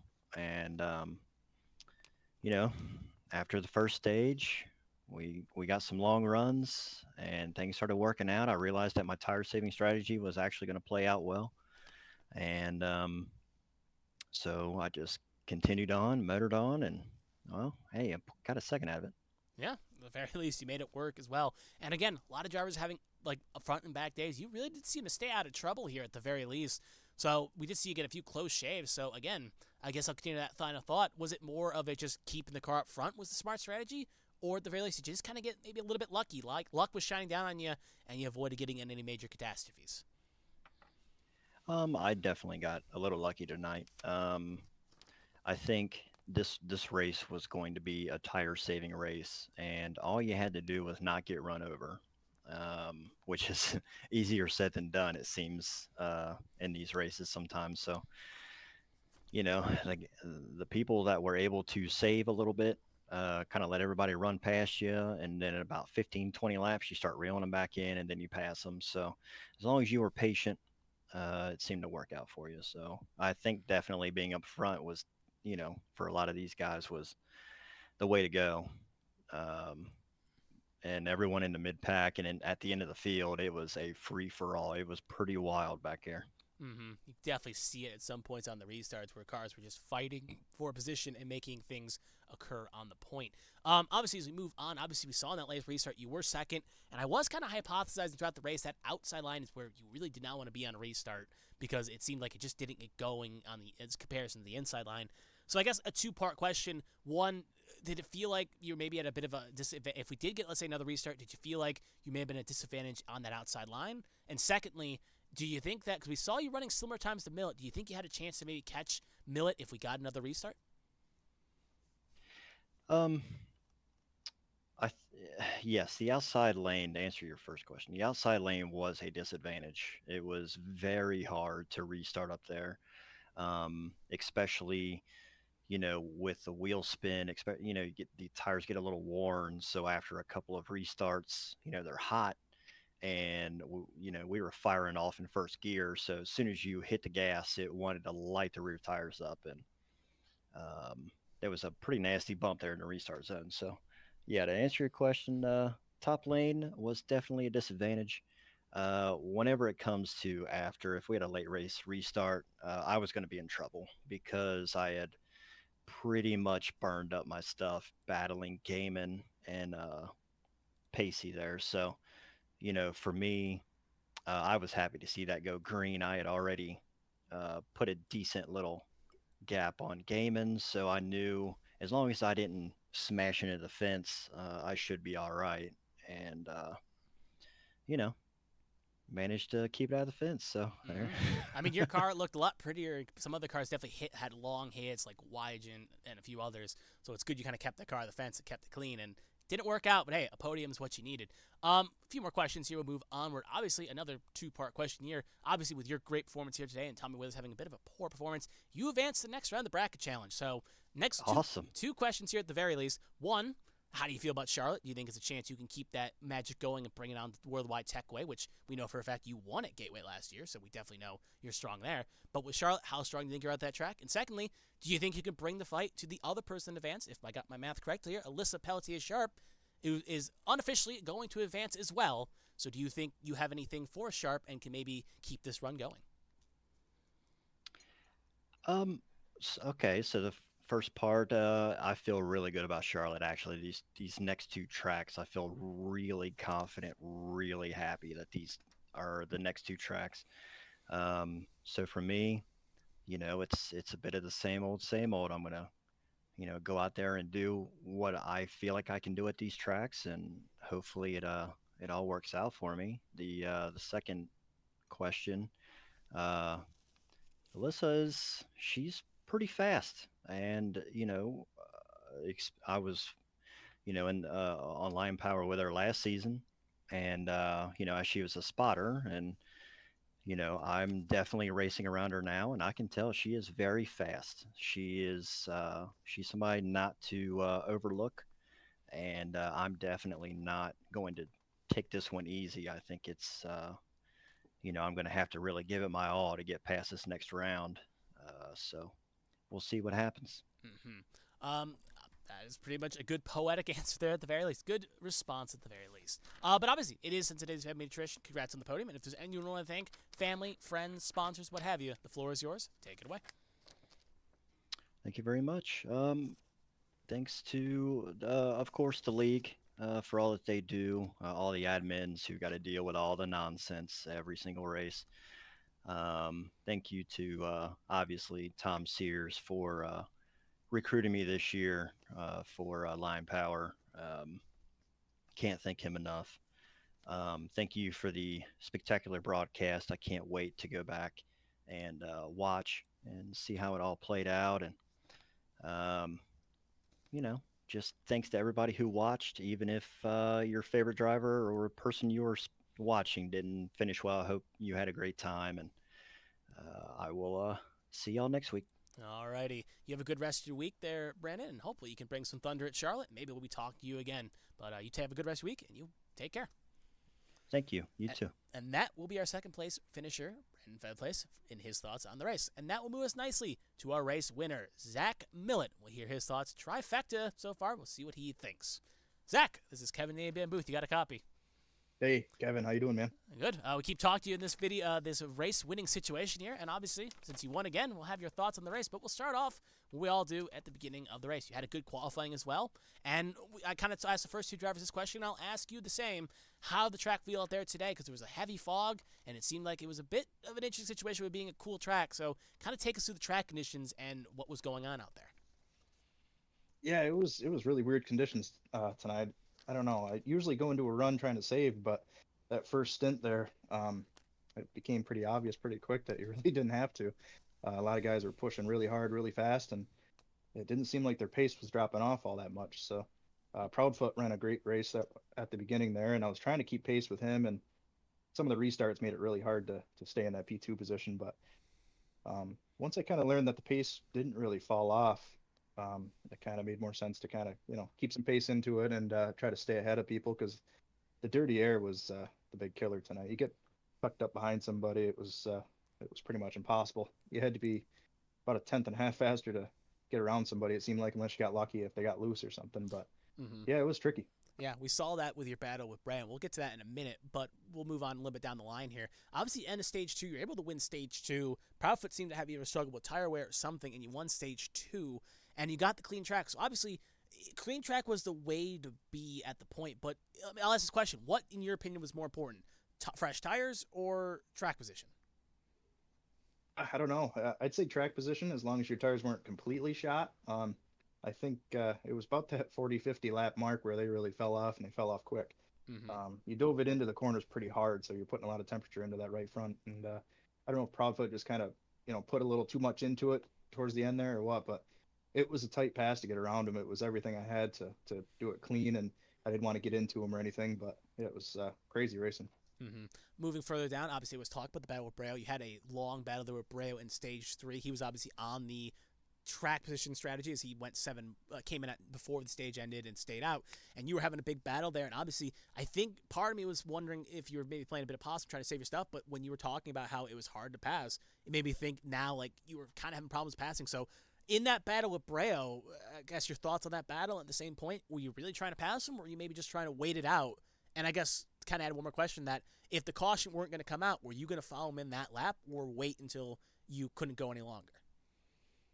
Yeah, it was tight running with the 74 car. I got a really good look at that Smeal Designs Catmobile there, and I felt like I caught him okay. Once I got to his bumper, I did try to, put together a pass a little while. I don't know, maybe 10, 15 laps. I was really trying to find a way, but I just quickly realized that we were kind of the same pace, and it wasn't really worth burning up my stuff to gain that position. As long as I could stick with him, I was thinking it'd be okay.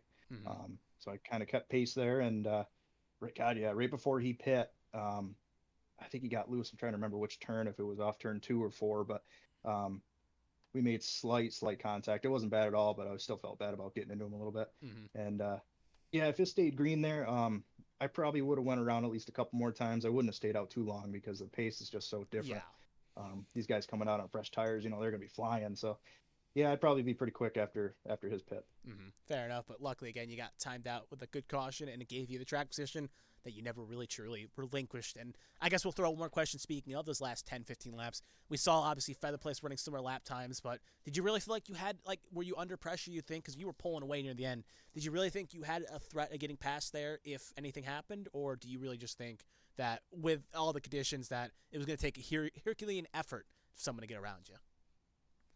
Yeah, I'd say the last 20 to 20, 30 laps or so, I was really I was laying up quite a bit. I was trying to match the pace of whoever was in second.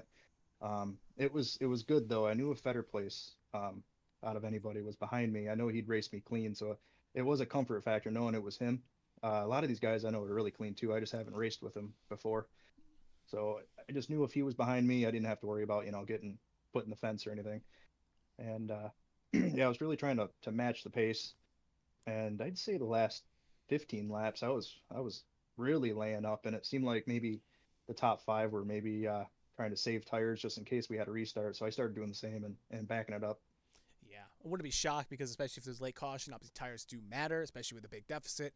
But at the same point, it would have been an interesting call. But luckily, no caution came out, and you cruise to victory. I'll ask one more question as well. Obviously, you're not in the Bracket Challenge because you didn't qualify for it, but you've won 3 straight. You're on the fast track to making the playoffs, on playoff eligibility, making those wins count. And right now, you are officially the driver that's won the most races this season, now with 3 wins. So I guess to throw out the question, simply enough, where do you go from here? Do you think Charlotte is another good chance to get a win at and continue this streak going?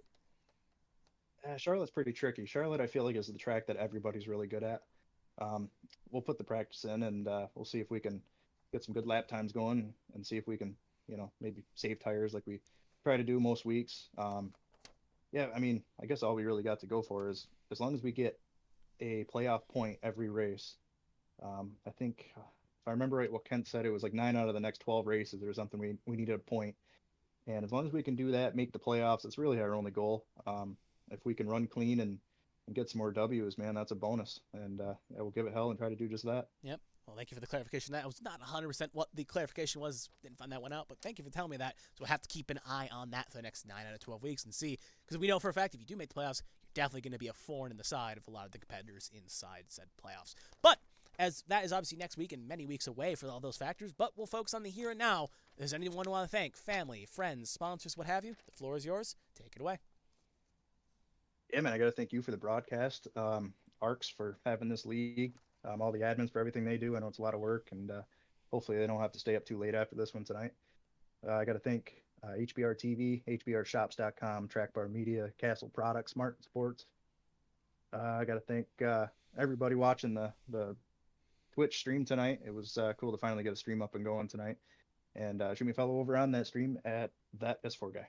Fair enough. You want to see a good perspective? Follow that channel as well for his in-race camera. But anyway, that is it for that. Obviously, if you do keep the streak going, we maybe talk next week at Charlotte. But if not, you have a good rest of your week. And hopefully, you have a good rest of your week. You too, man. Thank you. And that was our race winner, Zach Millett. And that will do it for interviews. That was our top 3. So we'll bring it back to later. So we'll take one more quick look at the results here, and then we will go over the Bracket Challenge results, as we do have at least unofficial results from Simple Math here. But obviously, you can check up all the information on that when it gets released in the due time, but we'll go over that real fast. But first, we'll take one more quick look at the recorded results as well. If you are still here, we'll do that real fast. If that does show up, obviously, SDK is a interesting program, to say the least. If I got to find that graphic, give me a second here. Okay, yep. Okay, I got to fix that for later, but I guess SDK is starting to be a bit of a child here. We did have results earlier, though, so luckily we'll have those screenshots for those people having that. But keep an eye on those. Check the socials here.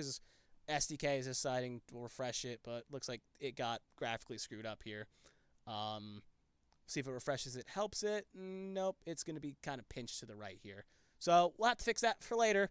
But I guess right now, sadly, I can't do much else to really show the results here. So luckily, though, we did take the results here. I'll quickly just run over it one more time through hard count here with, actually, it's not even up to date, but we'll quickly run over the top 10 one more time here. Yeah, don't know why that decided to do that, but SDK, the magic of SDK, I guess you could say. Yeah, so obviously, Zach Millett won the race, Brandon Foe placed second, Gearcats, Josh Gaiman third, 00 Pacey Wygent, 41 of Stefan Oberstadt, 74 of Jeremy Brao, 18 of Lilith Pelletier Sharp, President Racing's Lilaxier, and Presidential Racing, 84 of the 84, and then obviously the 12 Ryan Pinnell, and will be your top 10. Yeah, obviously it's a little hard to read it, but again, it was filmed beforehand. Updates will be on all the socials on that. Again, SDK. Every week there seems to be an issue with this, but we'll get that fixed next week and all of that. One more quick thing we'll go over as well. Quickly to throw out the point as well. We'll just hide that because no point in seeing nothing. Yeah, because when it rains, it pours. Anyway, all right, we'll just quickly run over the Bracket Challenge and we'll just get on out of here because it seems to be making it worse. Anyway, we'll quickly run over the Bracket Challenge here real fast. Battles keeps his run going with his strong victory. Not even strong victory, strong performance here tonight. He keeps the underdog streak going with his win, as Brian David Hawk had a DNF. Moving on further down the field, again, these are all unofficial. They will be correctly checked on, but going by base standards, obviously penalties and other things can get pointed and all that, but we'll quickly run over the unofficial results. If everything holds, Ryan Pinnell will advance as he will beat Kenneth Chaney in the results.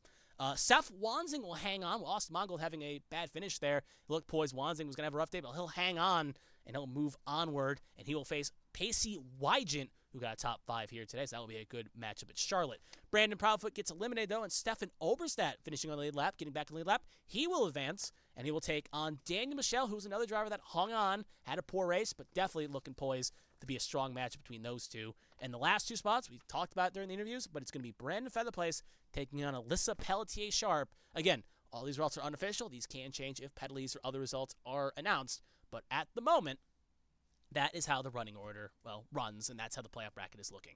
But that will do it here for A Squared tonight. Again, sorry for the finishing results there, but you can check all the social medias. They will fill it up nicely and give you that point. Obviously, we did the recap 4, so they'll have that ready for the graphics screen. But other than that, going through the quick ABN calendar, obviously Tuesday is the start of the HDL Cup Series. You can catch that, the roar before the roar. It's got a name, but it's the preseason Thunder race. That will be at Daytona. That will be Tuesday. Champ Cars on Wednesdays. Keep an eye on that. That will also be on ABN once. And then join us back here on Sunday for the A Squared competition as well. They will be at Charlotte, and it'll be quite a great race. But anyway, my name is Kevin Young. I am signing off, so thank you for joining us, and have a good rest of your evening.